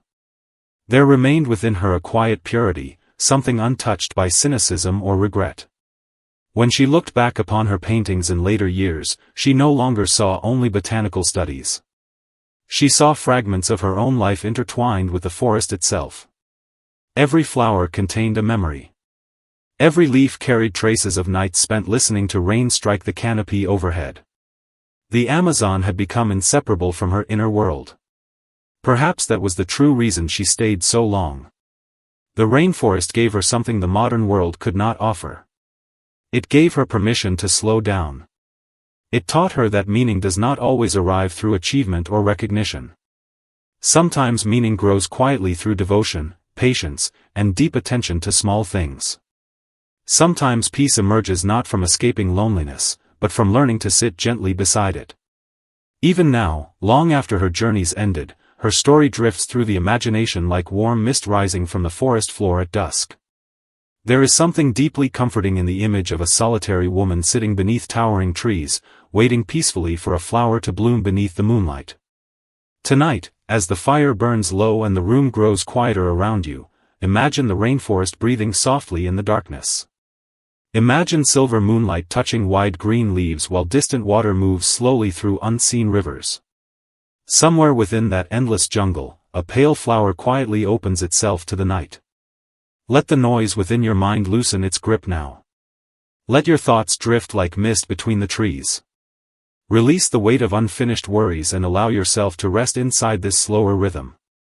And as sleep gently finds you, may you discover the same calm Margaret Mee once found deep within the cool and timeless heart of the Amazon rainforest.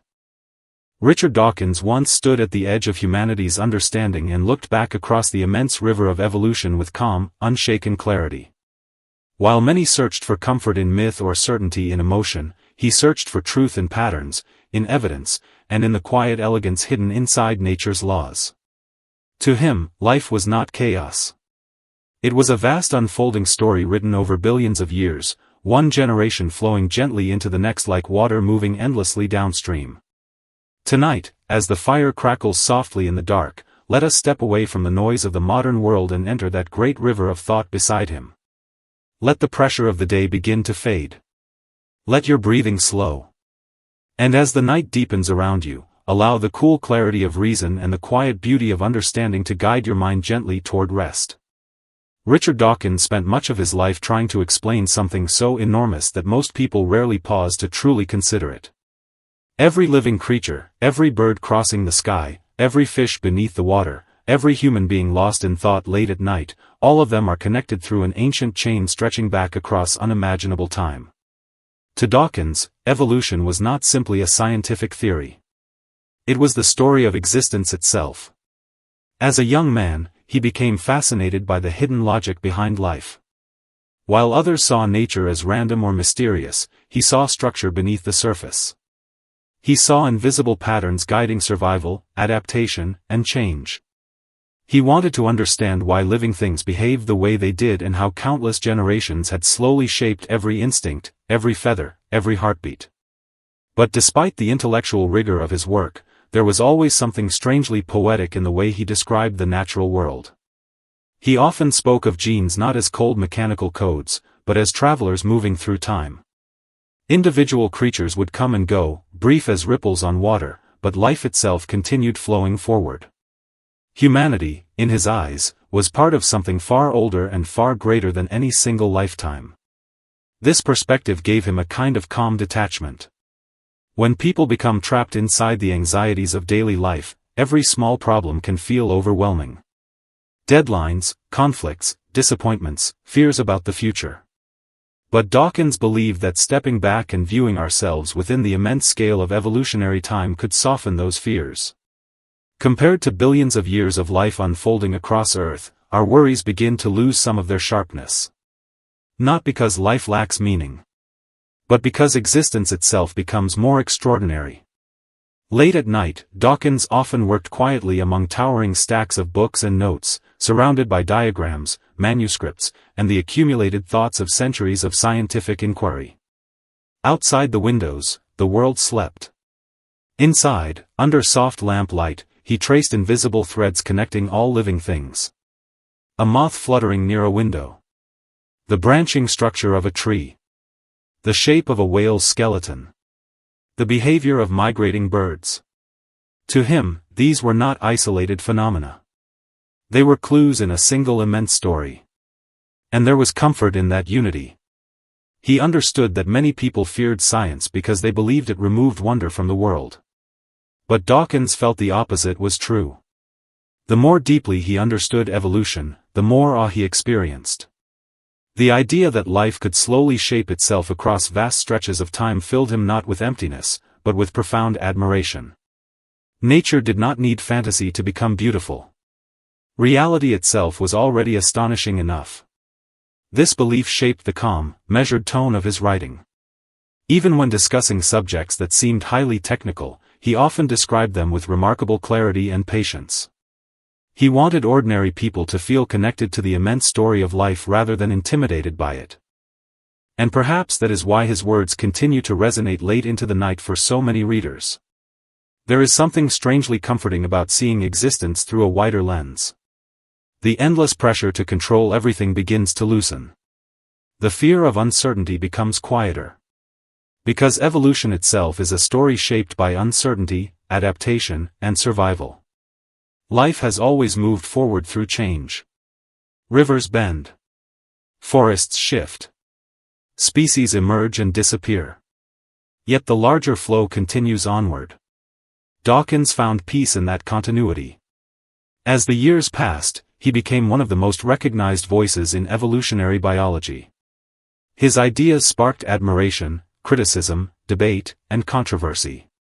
Yet through all of it, he maintained the same deep commitment to reason and evidence. He trusted clarity over confusion. Observation over illusion. Still, beneath that sharp intellect was a quieter emotional current many people overlooked. He carried a genuine tenderness toward living things. Not sentimental emotion, but a profound respect born from understanding how rare and fragile life truly is. Every creature alive today represents an unbroken chain stretching backward through countless generations that survived storms, extinctions, predators, disease, and time itself. To exist at all is already an extraordinary outcome. And in recognizing this, Dawkins found a kind of rational compassion. Even late in life, his curiosity never faded. He continued exploring questions about consciousness, biology, human behavior, and the future of scientific thought. His mind remained active, precise, and endlessly searching. Yet there was also calmness in the way he spoke about existence. He did not promise eternal certainty.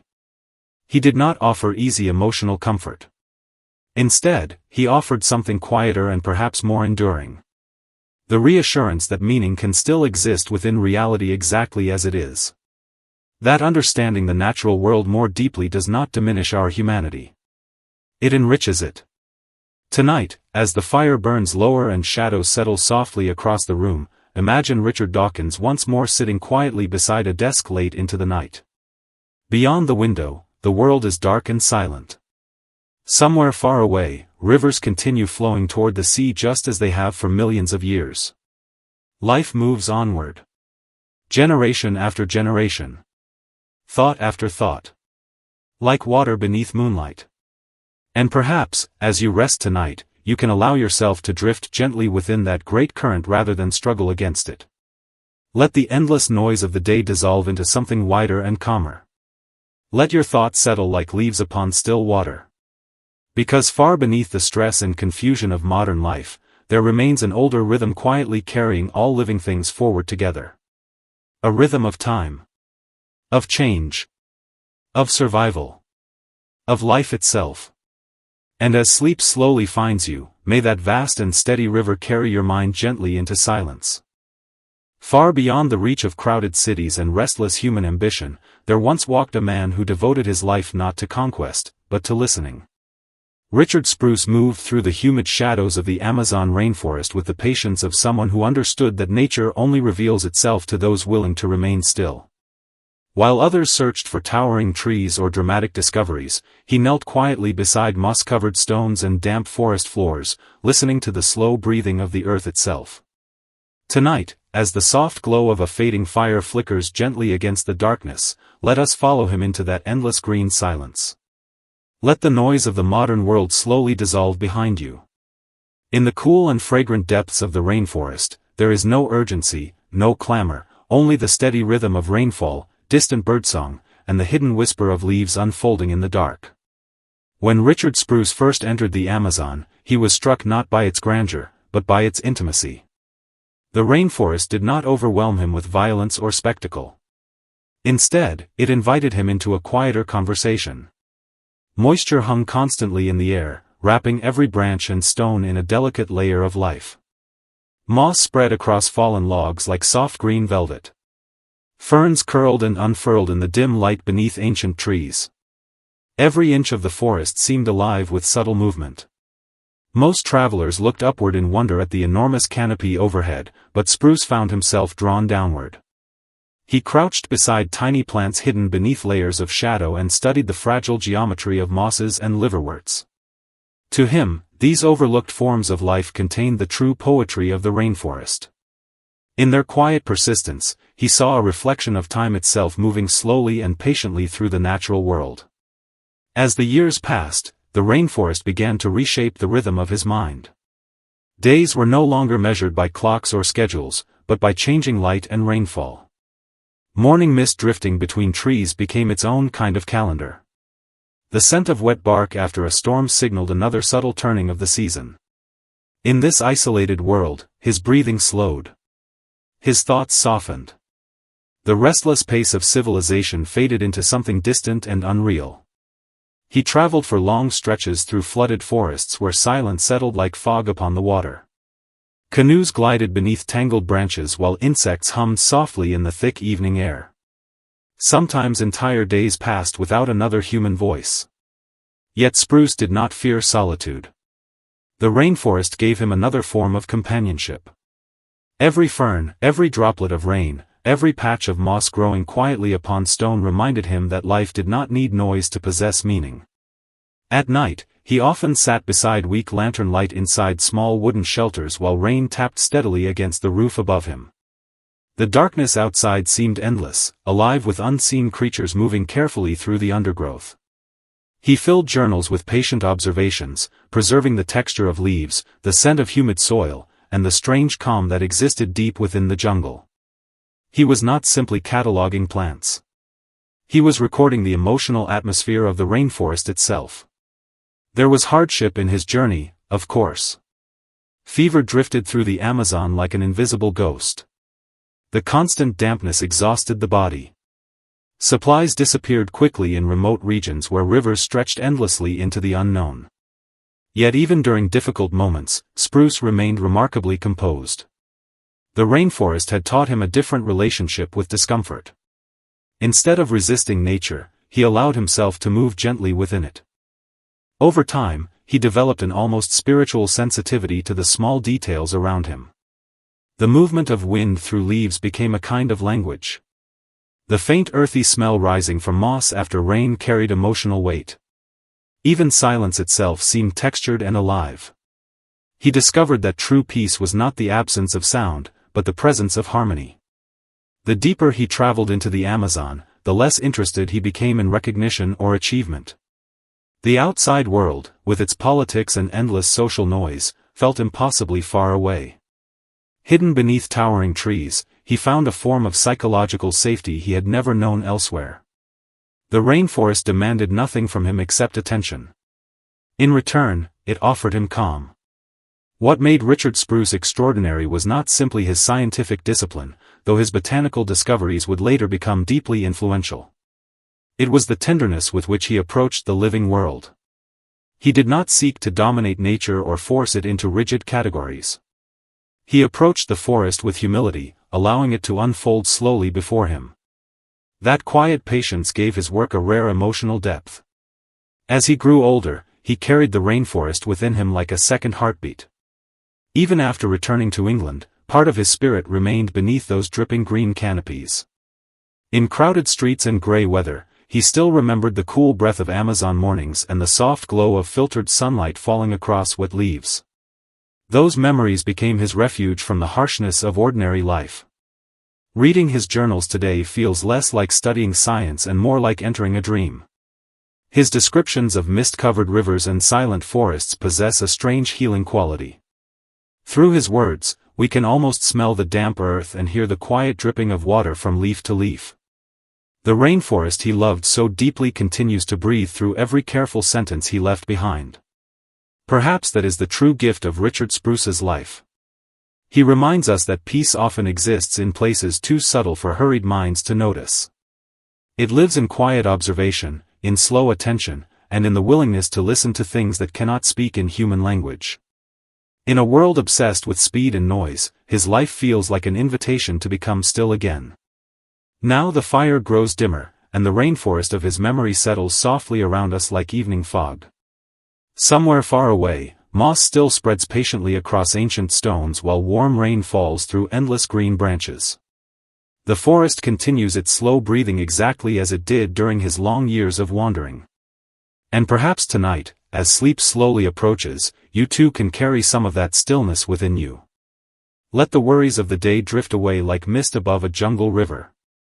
Let your thoughts soften into the rhythm of rainfall and leaves moving gently in the dark. In Richard Spruce's quiet world, nothing needed to hurry.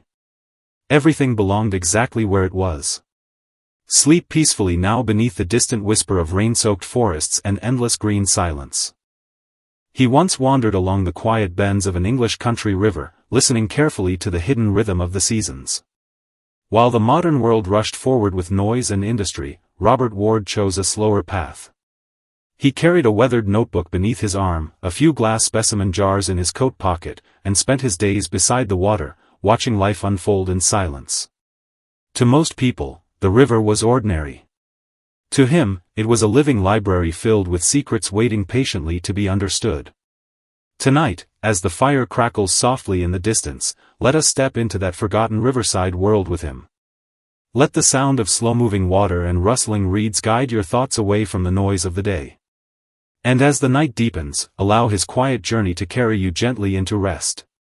Robert Ward was not interested in fame or grand discoveries. He did not dream of crossing oceans or conquering mountains. What fascinated him instead were the smallest details most people walked past without noticing. The movement of a dragonfly above the water. The trembling reflection of clouds in the river current. The soft bloom of water lilies opening at dawn. When he first arrived at the narrow countryside stream that would shape the rest of his life, England was changing quickly. Factories rose in distant cities. Steam engines thundered across the land. Villages that had once been peaceful became crowded with smoke and machinery. Yet the river remained untouched, flowing quietly through meadows and ancient willow trees as if time itself had slowed there. Every morning before sunrise, Robert would walk down the muddy path toward the water. Mist hovered low across the surface, and the cold air smelled faintly of wet earth and moss. He often stood silently for several minutes before opening his notebook, simply listening. Birds called softly in the reeds. Fish disturbed the surface with gentle ripples. Somewhere far away, church bells echoed across the hills. He believed nature revealed itself only to those willing to be patient. Unlike many scientists of his era, Robert did not approach the natural world as something to dominate or control. He saw himself as a guest there. A quiet observer. He carefully sketched river plants with ink pens, recording the curve of every leaf and the pattern of every feather. Sometimes he spent entire afternoons sitting perfectly still beside the bank just to observe the behavior of insects dancing above the water. The villagers often thought he was strange. They would see him kneeling in the mud for hours, completely absorbed by creatures no larger than a fingernail. But Robert never seemed bothered by their judgment. In truth, the river had already become his true companion. As seasons passed, his journals grew thicker. Their pages became filled not only with scientific notes, but also reflections about solitude, memory, and the passing of time. During autumn evenings, he wrote about leaves drifting along the current like forgotten thoughts. During winter mornings, he described the silence of frozen riverbanks as something almost sacred. There was a calmness in his writing that made readers feel as though they, too, were sitting beside him under grey English skies. Years slowly slipped by. Friends moved away or passed on. The world outside the countryside became louder and faster. Yet Robert remained beside the same river, following its changes with unwavering devotion. He noticed how certain flowers bloomed earlier after warmer winters. He recognized individual birds by their songs. He could even tell the weather by the way the water moved against the stones. The river became a mirror for his own life. In middle age, he began to understand that what he truly loved was not simply nature itself, but the feeling of stability it offered. Human life often felt uncertain and fragile. Cities changed. Relationships faded. Entire generations disappeared. But the river continued flowing with quiet dignity, asking for nothing, expecting nothing. That realization brought him peace. On rainy evenings, Robert would return to his small cottage carrying damp notebooks beneath his coat. He would sit beside the fireplace, warming his hands while carefully rewriting his observations by candlelight. Outside, rain tapped gently against the windows. Inside, the room smelled of paper, smoke, and river water. Those moments became the center of his life. He once wrote that modern people were not exhausted because they lacked comfort, but because they had forgotten how to be still. The river had taught him that silence was not emptiness. Silence was space. Space to notice. Space to breathe. Space to remember what truly mattered. Even in old age, when his hands trembled slightly and his eyesight began to fade, Robert continued visiting the riverbank. He moved more slowly now, leaning on a walking stick as he followed familiar paths through the tall grass. Yet his sense of wonder never disappeared. Sometimes he simply sat on an old wooden bench for hours, listening to the water move beneath the fading light of evening. He no longer felt the need to explain or categorize everything he saw. Observation itself had become enough. The young naturalists who occasionally visited him expected lectures about biology and research. Instead, Robert often spoke softly about patience. About learning to sit quietly with the world rather than constantly trying to change it. He believed nature healed people not through dramatic revelations, but through gentle repetition. Flowing water. Moving clouds. Returning birds. Small things repeated over time could calm even the most restless mind. By the final years of his life, his shelves overflowed with journals swollen from years of damp river air. Thousands of pages documented tiny moments most people would never notice. Yet together, those moments formed something beautiful. A portrait of a man who had chosen observation over ambition, stillness over noise, and wonder over distraction. And perhaps that is why his story still feels comforting today. Because deep down, many of us long for what Robert Ward found beside that quiet English river. A place untouched by hurry. A slower rhythm. A life measured not by achievement, but by attention. Tonight, as the fire burns low and darkness settles softly around you, imagine that old riverside once more. The cool air drifting across the reeds. The steady murmur of flowing water. The distant call of birds fading into the evening sky. Let the worries of the day sink gently beneath the surface like smooth stones falling into deep water.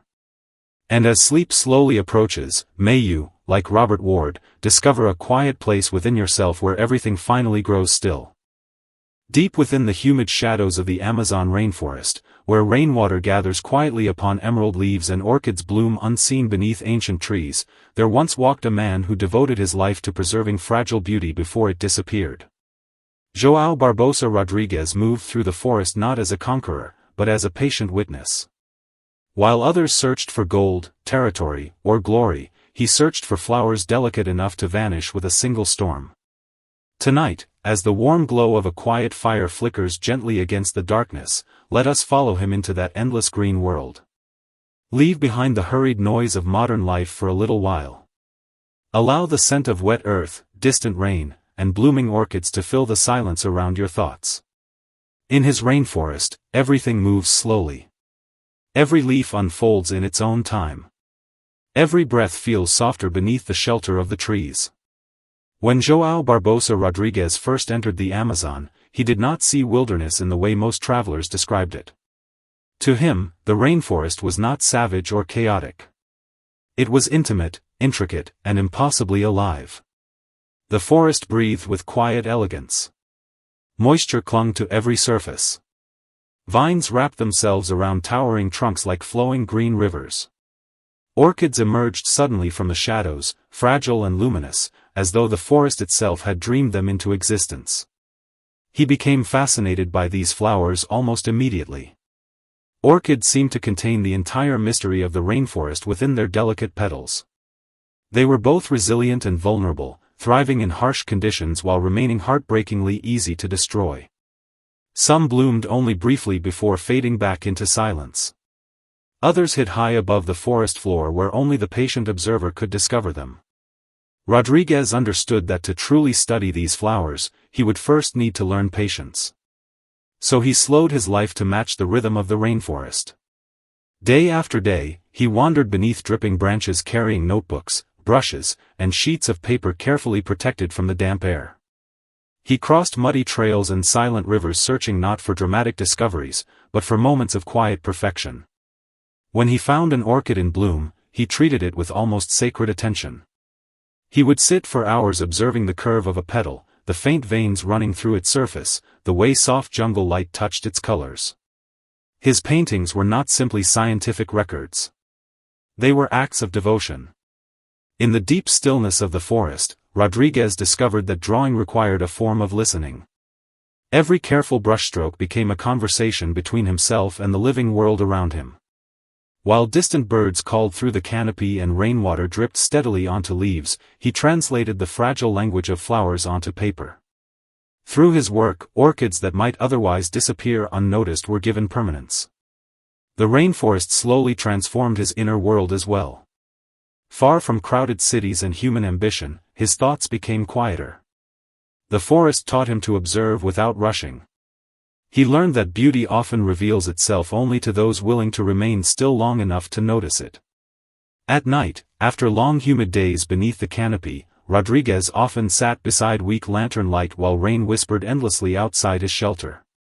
The darkness of the jungle was immense yet strangely comforting. Insects hummed softly beyond the walls while the scent of wet bark and moss drifted through the air. During those quiet hours, he carefully organized sketches and notes, preserving tiny fragments of life that might otherwise vanish forever. There were hardships, of course. Tropical illness lingered constantly in the Amazon. Heavy rains flooded pathways and ruined supplies. Heat and humidity exhausted the body. Yet Rodriguez rarely allowed frustration to overcome him. The orchids themselves seemed to teach him endurance. Delicate as they appeared, they survived storms, droughts, and years of uncertainty simply by adapting quietly to the rhythms of the forest. The deeper he traveled into the Amazon, the more he understood how fragile the rainforest truly was. Every flower depended upon countless invisible relationships. Insects carried pollen through the humid air. Trees sheltered smaller plants beneath their branches. Rivers nourished entire ecosystems with silent persistence. Nothing existed alone. The beauty of the orchids came not from isolation, but from their connection to everything surrounding them. This understanding gave Rodriguez a profound sense of humility. He no longer saw himself as separate from nature, but as one small observer briefly passing through a vast living world. That realization brought him peace. The endless worries and competitions of civilization felt distant beneath the towering green canopy. Over the years, his illustrations grew more detailed and more tender. He no longer painted merely what flowers looked like. He painted what they felt like to encounter in the silence of the jungle. Looking at his work even now, one can almost sense the moisture in the air and hear the quiet dripping of rainwater from leaves overhead. His orchids seem alive not only because of their accuracy, but because they carry the emotional atmosphere of the rainforest itself. As he grew older, Rodriguez carried the Amazon within him wherever he went. Even far from the jungle, his memory remained filled with the soft glow of orchids emerging from darkness after rainstorms. He remembered the stillness of humid mornings, the scent of moss-covered bark, and the strange calm that only the rainforest could provide. Those memories became a refuge from the harshness of the outside world. His legacy is not only botanical. It is emotional. Through his art and observations, he preserved something larger than flowers. He preserved a way of seeing.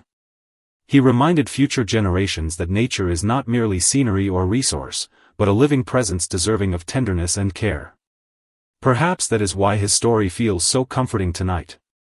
In a restless world filled with noise and speed, João Barbosa Rodriguez offers another rhythm entirely. He teaches us that there is quiet strength in gentleness. That beauty does not need to shout in order to transform us. That sometimes the most meaningful acts are the patient, careful ones no one else notices.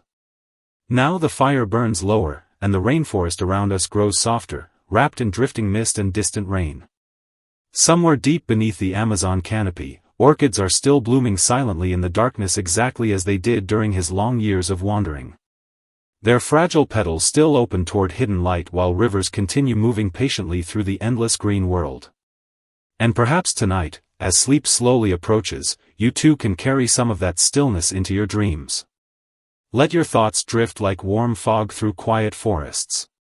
Let the worries of the day dissolve into rainwater and shadow.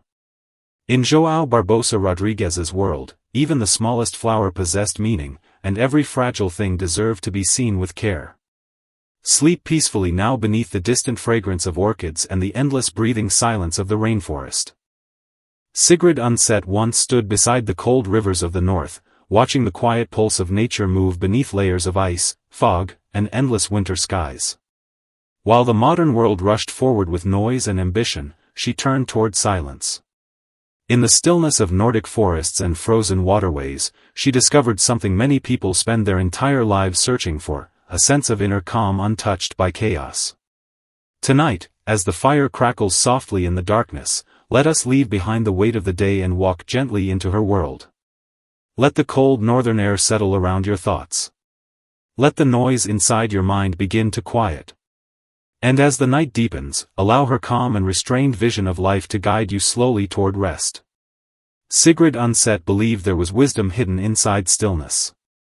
Not the empty stillness of loneliness, but the living stillness found in forests after snowfall, in rivers flowing beneath ice, and in the silent spaces between human thoughts. To her, nature was never loud. It did not demand attention. It simply existed with quiet certainty. That certainty became the foundation of her life. Long before she became one of the great literary voices of Scandinavia, Undset felt distant from the restless modern world around her. Crowded cities exhausted her. Endless conversation felt hollow. She often found herself drawn instead toward places where human voices disappeared entirely and only the sound of water, wind, and distant birds remained. In the northern landscapes she loved so deeply, everything moved more slowly. Morning light arrived pale and silver across frozen lakes. Thin mist drifted through pine forests before dawn. Rivers carved silently through ancient stone, carrying melted snow toward distant seas. Even time itself seemed quieter there. Undset walked through these landscapes not as a conqueror, but as an observer. She noticed small things others ignored. The fragile patterns of frost spreading across dark water. The sound of snow falling softly from tree branches. The slow movement of clouds reflected in still rivers. To many people, these details would have seemed insignificant. But to her, they revealed something essential about existence itself. Life did not need to be dramatic to be meaningful. There was peace hidden inside simplicity. As a writer, Undset developed a style that reflected the landscape surrounding her. Her words were restrained, precise, and calm. She did not overwhelm readers with excessive emotion.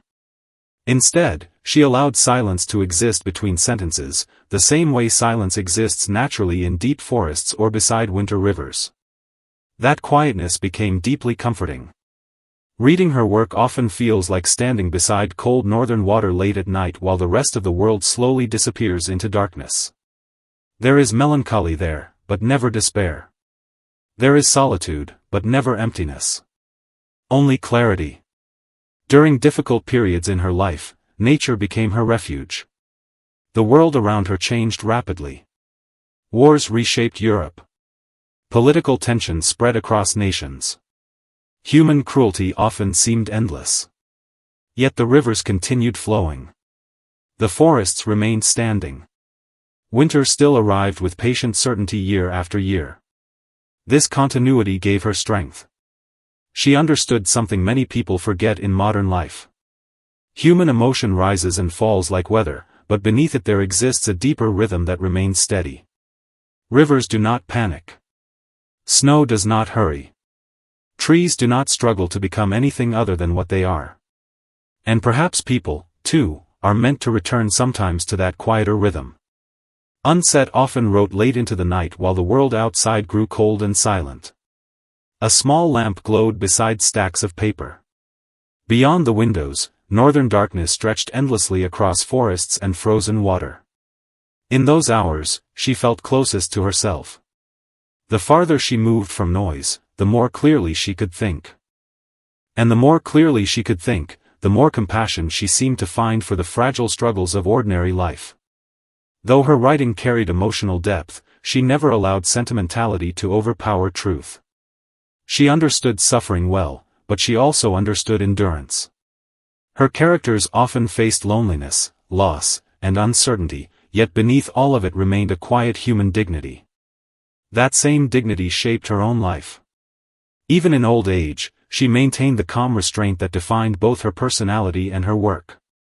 Friends described her as thoughtful, observant, and deeply connected to the natural world around her. She carried herself with the same quiet steadiness as the northern rivers she loved. And perhaps that is why her words continue to comfort readers so many years later. In a world addicted to speed and distraction, her voice reminds us to slow down. To breathe more deeply. To notice the texture of silence. To remember that peace does not always arrive dramatically. Sometimes it appears softly, like moonlight reflecting across still water in the middle of winter. Tonight, as the fire burns lower and shadows settle gently across the room, imagine Sigrid Undset once more beside a cold northern river beneath a pale sky filled with distant stars. Snow rests silently upon the earth. Dark pine trees sway gently in the wind. Somewhere beneath the ice, water continues its endless movement toward the sea. The world is quiet there. Ancient. Steady. And as sleep slowly approaches, allow yourself to drift into that stillness. Let the stress of the day dissolve like mist above frozen water. Let your thoughts settle gently into silence. Because far beneath the noise of modern life, there still exists a calmer place waiting for us. A place of cold rivers, soft snowfall, deep forests, and steady breathing beneath winter skies. And tonight, may that northern stillness carry you softly into rest. Tonight, as the world outside slowly quiets and the last lights fade beyond the window, imagine yourself standing beside a still pond hidden deep in the countryside. The air is cool. The grass is damp beneath your feet. Somewhere far away, crickets sing softly in the darkness while the faint crackling of a small fire drifts through the night. In this quiet corner of the world, Jean-Henri Fabre spent much of his life observing the smallest forms of life with extraordinary patience. While most people hurried through life searching for greatness in cities, politics, or fame, Fabre found wonder in places others barely noticed. A beetle crawling through the dirt. A dragonfly resting on the surface of the water. Tiny ripples spreading beneath moonlight. To him, these small and fragile moments carried the hidden rhythm of the entire natural world. He believed that if a person remained still long enough, nature would eventually begin to speak. Fabre often wandered alone into fields, ponds, and forgotten gardens carrying little more than a notebook and a lantern. He did not enter the wilderness to escape humanity. Instead, he entered it because he felt something that was more honest than the noise of ordinary life. At night, he would kneel beside shallow water covered in algae and reeds, quietly watching the movement beneath the surface. The world around him became slow and almost dreamlike. The wind moved gently through tall grass. Frogs called from distant shadows. Water insects drifted silently through dark reflections of trees and stars. In those moments, time itself seemed to soften. Fabre became fascinated not only by insects themselves, but by the delicate order hidden inside their lives. He watched how they hunted, how they protected themselves, how they waited patiently through seasons of rain and cold. Every tiny creature seemed to follow a quiet law older than human civilization. The more carefully he observed them, the calmer he became. There were nights when he sat completely motionless for hours, waiting for a single moment to appear. Sometimes it was the slow emergence of an insect from the water. Sometimes it was the trembling movement of wings drying beneath moonlight. To many people, these moments would have seemed insignificant. But to Fabre, they revealed something sacred about existence itself. He understood that nature never rushed. In a noisy world driven by ambition and urgency, the pond taught him another way to live. The insects did not worry about tomorrow. The water did not struggle against the moonlight. Everything moved according to its own quiet rhythm. Over time, the wilderness changed him. The loneliness that once felt heavy slowly transformed into peace. The silence no longer frightened him. Instead, it became a kind of shelter. Sitting beside the pond late at night, listening to the soft breathing of the natural world, Fabre began to feel as though he belonged to something much larger than himself. His small home, which he called the Harmas, became a sanctuary for both observation and reflection. The house itself was simple, surrounded by dry fields, trees, and wild plants. It was not filled with luxury or comfort. Yet within that quiet place, Fabre discovered a richness deeper than material success. Each morning, sunlight spilled softly across his desk while he carefully recorded his observations in long handwritten pages. He described every movement with extraordinary tenderness. The careful steps of beetles across stone. The shimmering surface of pond water after rain. The sound of cicadas vibrating through the summer air. Reading his words now feels less like studying science and more like entering a peaceful dream. What made Fabre unique was not only his intelligence, but his ability to remain endlessly attentive to small things. Insects were never objects to him. They were living beings carrying stories, instincts, struggles, and quiet beauty. He approached them with humility, almost as though he were being allowed into a hidden world very few humans ever noticed. Even as he grew older and his eyesight weakened, he continued returning to the pond and the fields. Sometimes he simply sat in silence, listening to the wind moving through reeds or watching shadows drift slowly across the water. He no longer needed answers. The act of observing had become enough. As years passed, Fabre's writings began reaching readers far beyond the countryside where he lived. People were moved not only by what he described, but by the calm spirit behind his words. In an age growing louder and faster, his work reminded people that peace could still be found in patience, simplicity, and quiet attention. He showed the world that beauty does not always arrive in dramatic moments. Sometimes it exists in the smallest details. In the reflection of moonlight across still water. In the fragile movement of an insect beneath a leaf. In the gentle rhythm of life continuing unnoticed in the darkness. Tonight, as the fire slowly burns lower and the night deepens around you, imagine yourself beside that pond with him. The water is calm now. The reeds sway softly in the cool air. Somewhere beneath the surface, tiny living creatures continue their silent journeys through the darkness. There is nothing you need to solve tonight. Nothing you need to chase. The world can wait until morning. For now, allow your thoughts to drift slowly like ripples across quiet water. Let the noise of the day fade gently into the distance. Let your breathing slow with the rhythm of the pond, the insects, the wind, and the stars above. And as Jean-Henri Fabre once did beside those peaceful waters long ago, allow yourself to rest inside the simple stillness of the natural world. The night is deep now. The fire is almost gone. And somewhere beyond the darkness, the quiet pond continues breathing beneath the moonlight, waiting patiently for sleep to finally carry you away. He wandered through the endless mist of the Amazon, devoting his life to measuring the pulse of its rivers. Jean-Baptiste Godin turned scientific discipline and the drifting uncertainty of fate into a quiet poem written beneath the dense canopy of the rainforest. Tonight, as the soft glow of the fire flickers gently in the dark, let us follow him into that vast and humid wilderness, where every current carries the weight of memory and every breath of the jungle seems to slow the restless heart.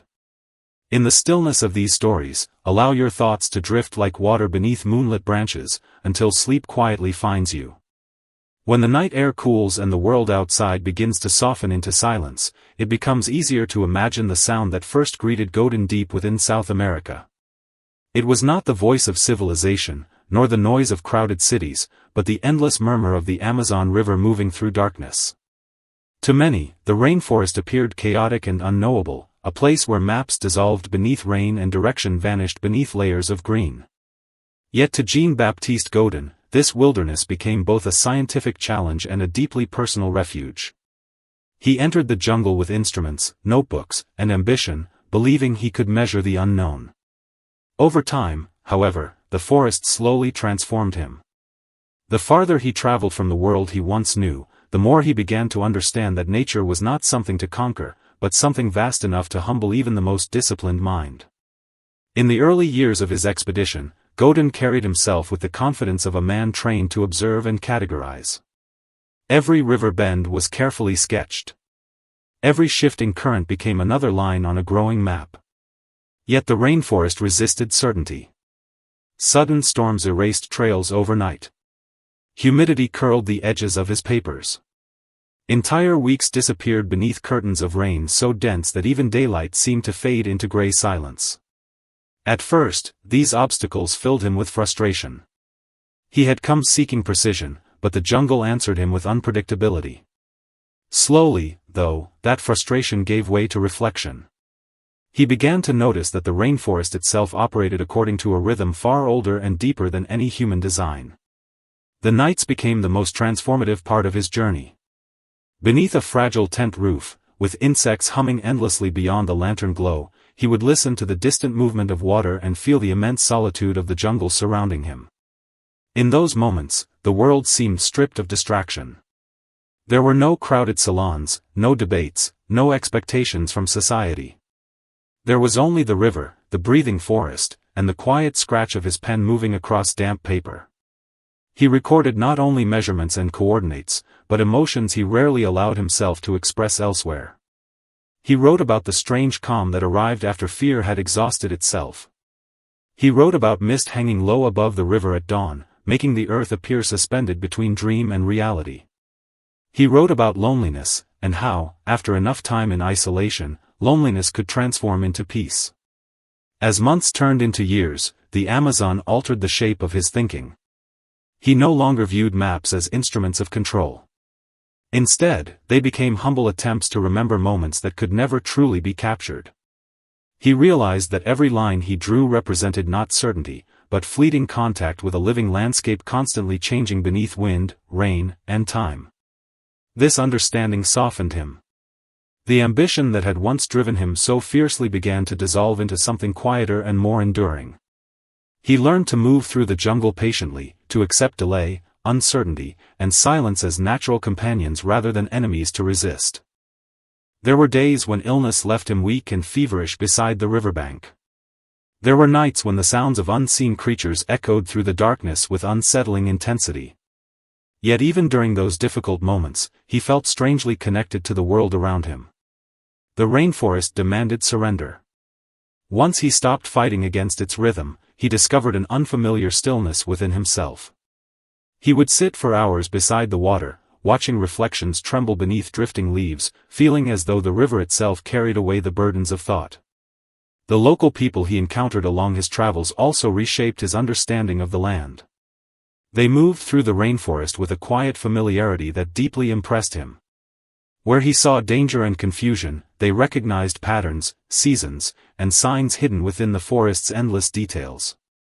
Through them, he began to understand that survival in the Amazon depended less on domination than on attentiveness. The jungle rewarded patience, humility, and respect. These lessons remained with him long after the expedition ended. Years later, when Godin finally returned to the civilized world, he carried with him more than scientific observations. His maps and records expanded human understanding of the Amazon, but the deeper transformation could not be measured on paper. Though surrounded once again by stone buildings and busy streets, part of him remained beside those endless rivers. He often found himself remembering the strange tranquility of the rainforest at night, when moonlight filtered through mist and every sound seemed softened by distance. The memory of that silence became a refuge he returned to again and again in his mind. In his later writings, there is a tenderness absent from the confidence of his youth. He no longer described nature as territory waiting to be claimed. Instead, he wrote of rivers as living forces, of forests as ancient worlds whose mysteries deserved reverence rather than ownership. Time had taught him that the most meaningful discoveries were not always scientific. Sometimes the greatest revelation was simply learning how small one person truly is beneath the immense breathing canopy of the earth. Now, as the fire before us burns lower and the night grows deeper, the story of Jean-Baptiste Godin drifts gently into silence like fog settling across still water. His journey reminds us that peace is not always found in certainty or achievement. Sometimes it emerges quietly through surrender, patience, and the willingness to listen to the slow rhythms of the natural world. So let the noise of the day fade away. Imagine the dark river flowing endlessly beneath the stars, carrying with it every worry, every restless thought, every burden too heavy to hold. And as the rainforest breathes softly around you, may your own heart grow calm enough to follow it into sleep. He looked upon the dense abundance of the rainforest with a calm and rational gaze, finding comfort in the hidden order of evolution. Alphonse de Candolle was not only a classifier of plants, but a quiet architect of inner balance and intellectual harmony. Tonight, as the firelight flickers softly against the dark, let us step into his world of patient observation and scientific stillness. In the gentle rhythm of his carefully ordered thoughts, allow the noise of the day to fade away, until your mind drifts peacefully into a deep and tranquil sleep. When thoughts begin to tangle like vines in a humid forest, the soul naturally longs for something steady and clear. For Alphonse de Candolle, that clarity was found among leaves, roots, and the silent logic hidden within the natural world. While others saw only the overwhelming chaos of tropical vegetation, he saw patterns waiting patiently to be understood. Every branch, every seed, every subtle variation in a flower's shape became part of a larger story unfolding across centuries of evolution. To him, the rainforest was not confusion. It was structure so vast and intricate that only careful attention could reveal its quiet harmony. As a young scholar, Candolle was fascinated not merely by the beauty of plants, but by the invisible relationships connecting them. He spent long hours surrounded by specimens gathered from distant forests and mountains, studying their forms beneath soft morning light. While explorers crossed rivers and climbed into dangerous jungles searching for rare discoveries, Candolle often remained seated at his desk, patiently transforming fragments of information into systems of understanding. Yet there was nothing detached or cold in this work. For him, classification was not about control. It was an act of respect. By carefully arranging the immense diversity of life into meaningful patterns, he felt he was listening to nature speak in its own ancient language. The deeper he entered into the study of botanical evolution, the more peace he seemed to discover within himself. Outside his study, the 19th century moved with uncertainty and unrest. Empires shifted, industries expanded, and cities grew louder with every passing year. But inside his quiet room lined with books and dried specimens, time appeared to slow. The turning of pages, the scratching of ink across paper, the careful examination of leaf veins beneath a magnifying glass all formed a rhythm that soothed the mind. It was as though the order he uncovered in nature gradually rebuilt a sense of order within his own heart. There were mornings when pale sunlight filtered through the windows while he worked in complete silence for hours. Dust drifted lazily through the air above towers of manuscripts and botanical journals. The scent of dried plants lingered in the room, faintly earthy and calming. In those moments, Candolle felt far removed from the restless ambitions of society. He believed that truth revealed itself not through noise or spectacle, but through patience. A single overlooked detail in a specimen could illuminate centuries of evolutionary history. A subtle variation in climate could explain why one species flourished while another faded quietly into extinction. The world, he realized, was built upon relationships so delicate and interconnected that even the smallest life carried meaning. His fascination with evolution gave him a unique perspective on human anxiety.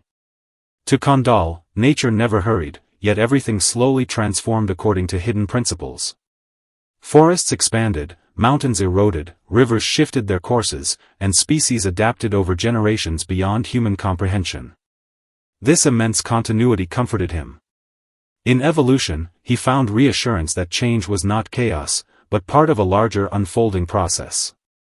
Even suffering and uncertainty seemed less frightening when viewed against the deep patience of the natural world.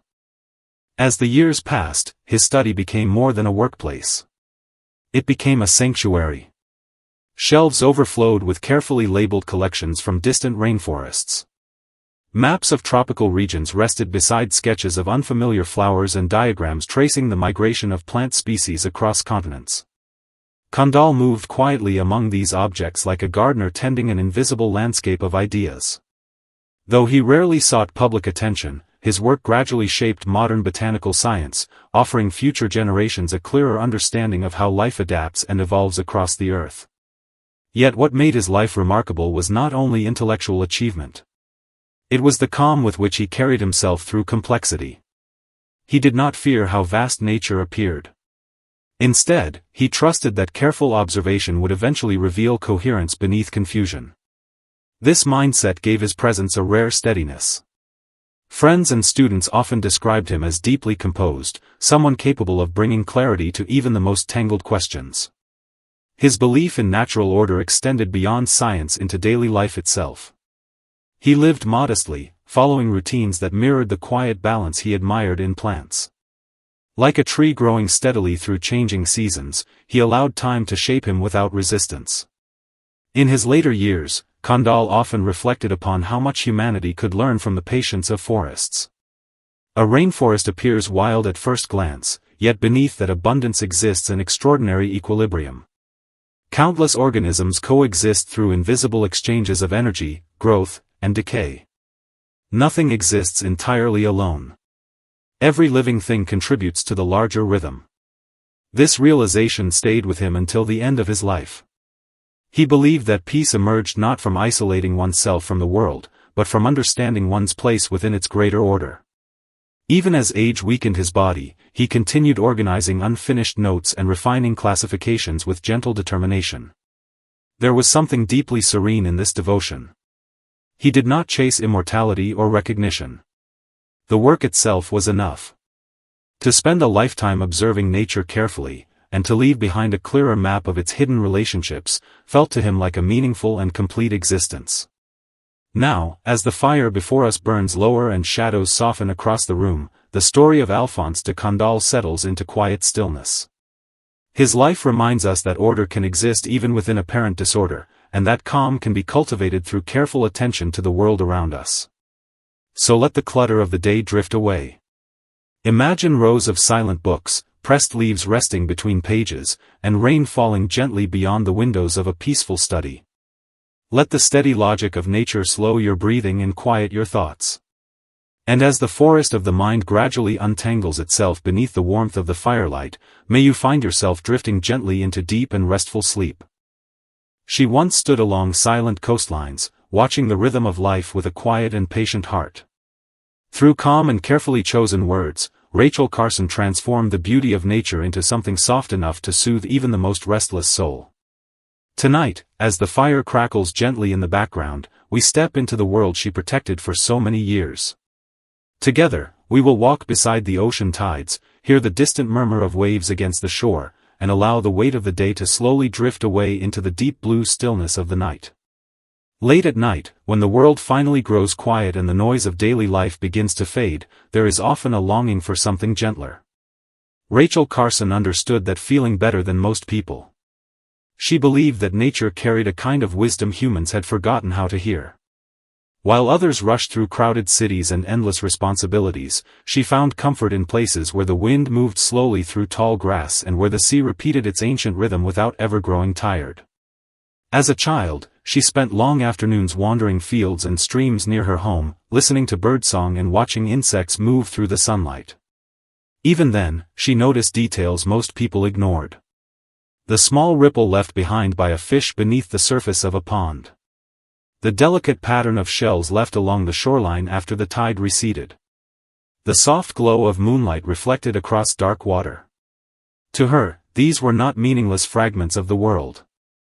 They were quiet reminders that life moved in harmony when left undisturbed.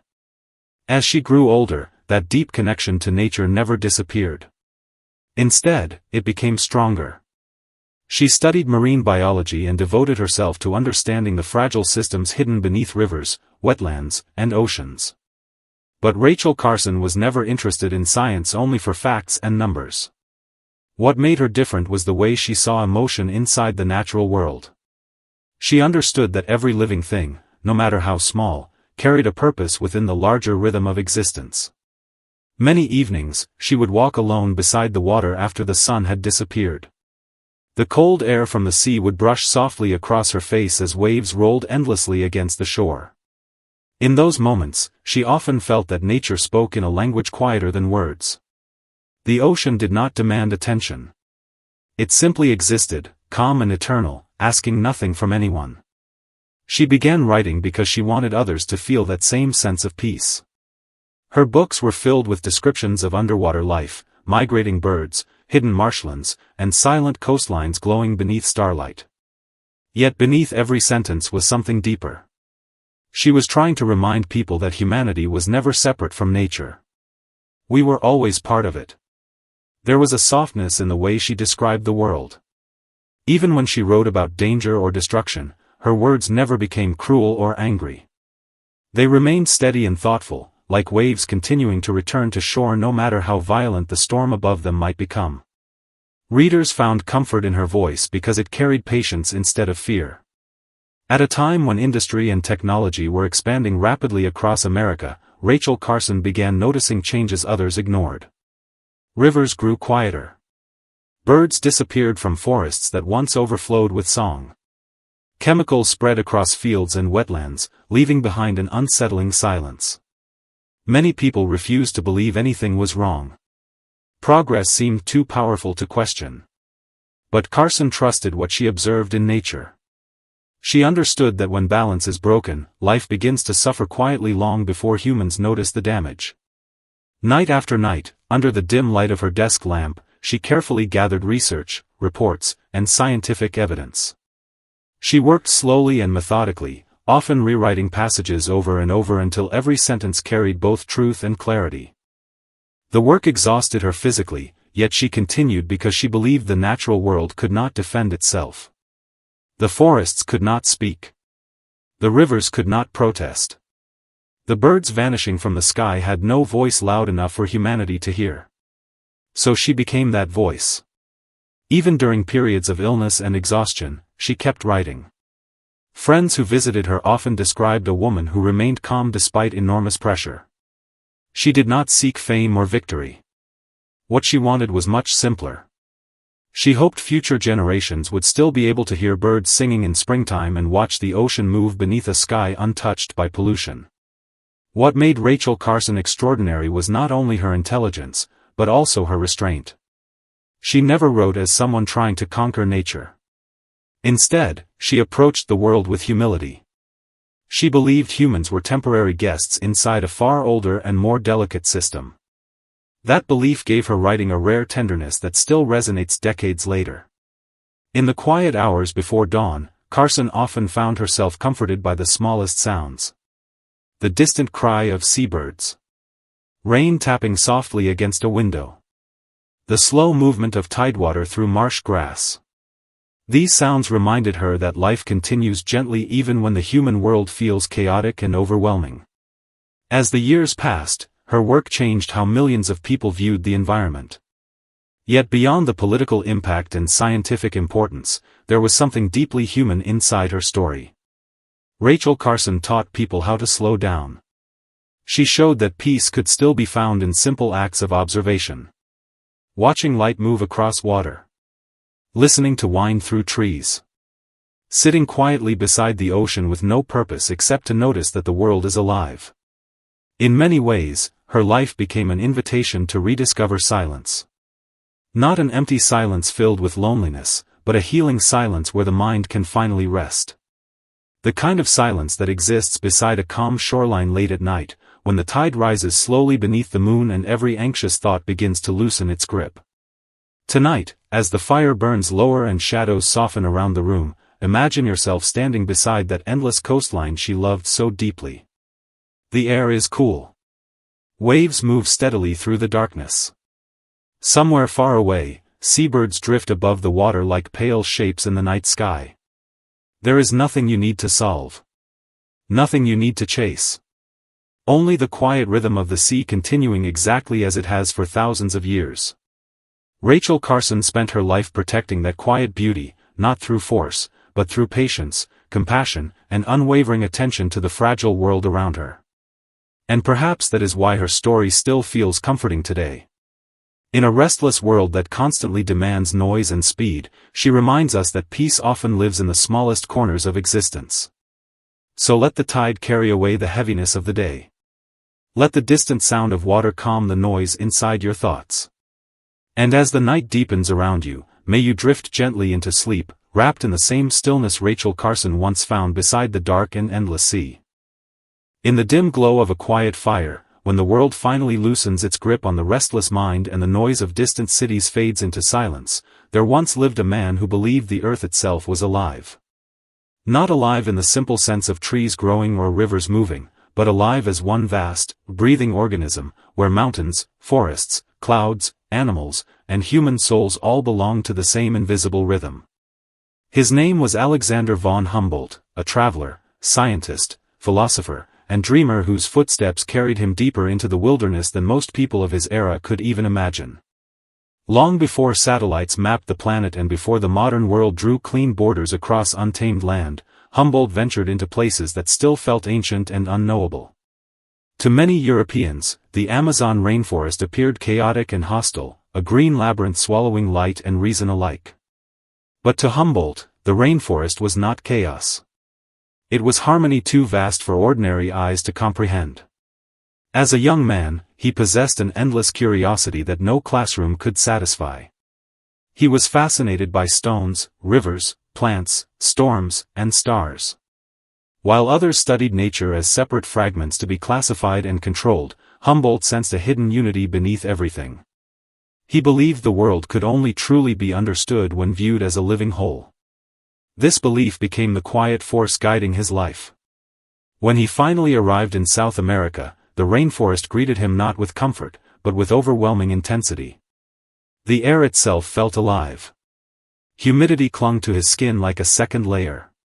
Insects hummed endlessly through the darkness. Strange cries echoed from unseen creatures hidden high within the canopy. Rivers moved with immense power, carrying entire worlds within their currents. At first, the sheer abundance of life unsettled him. The jungle seemed too vast for the human mind to contain.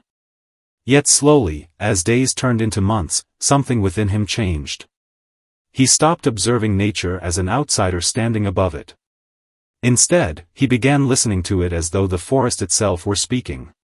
He noticed how every vine depended upon a tree, how every insect played a role in the survival of unseen flowers, how rivers shaped climates far beyond their shores.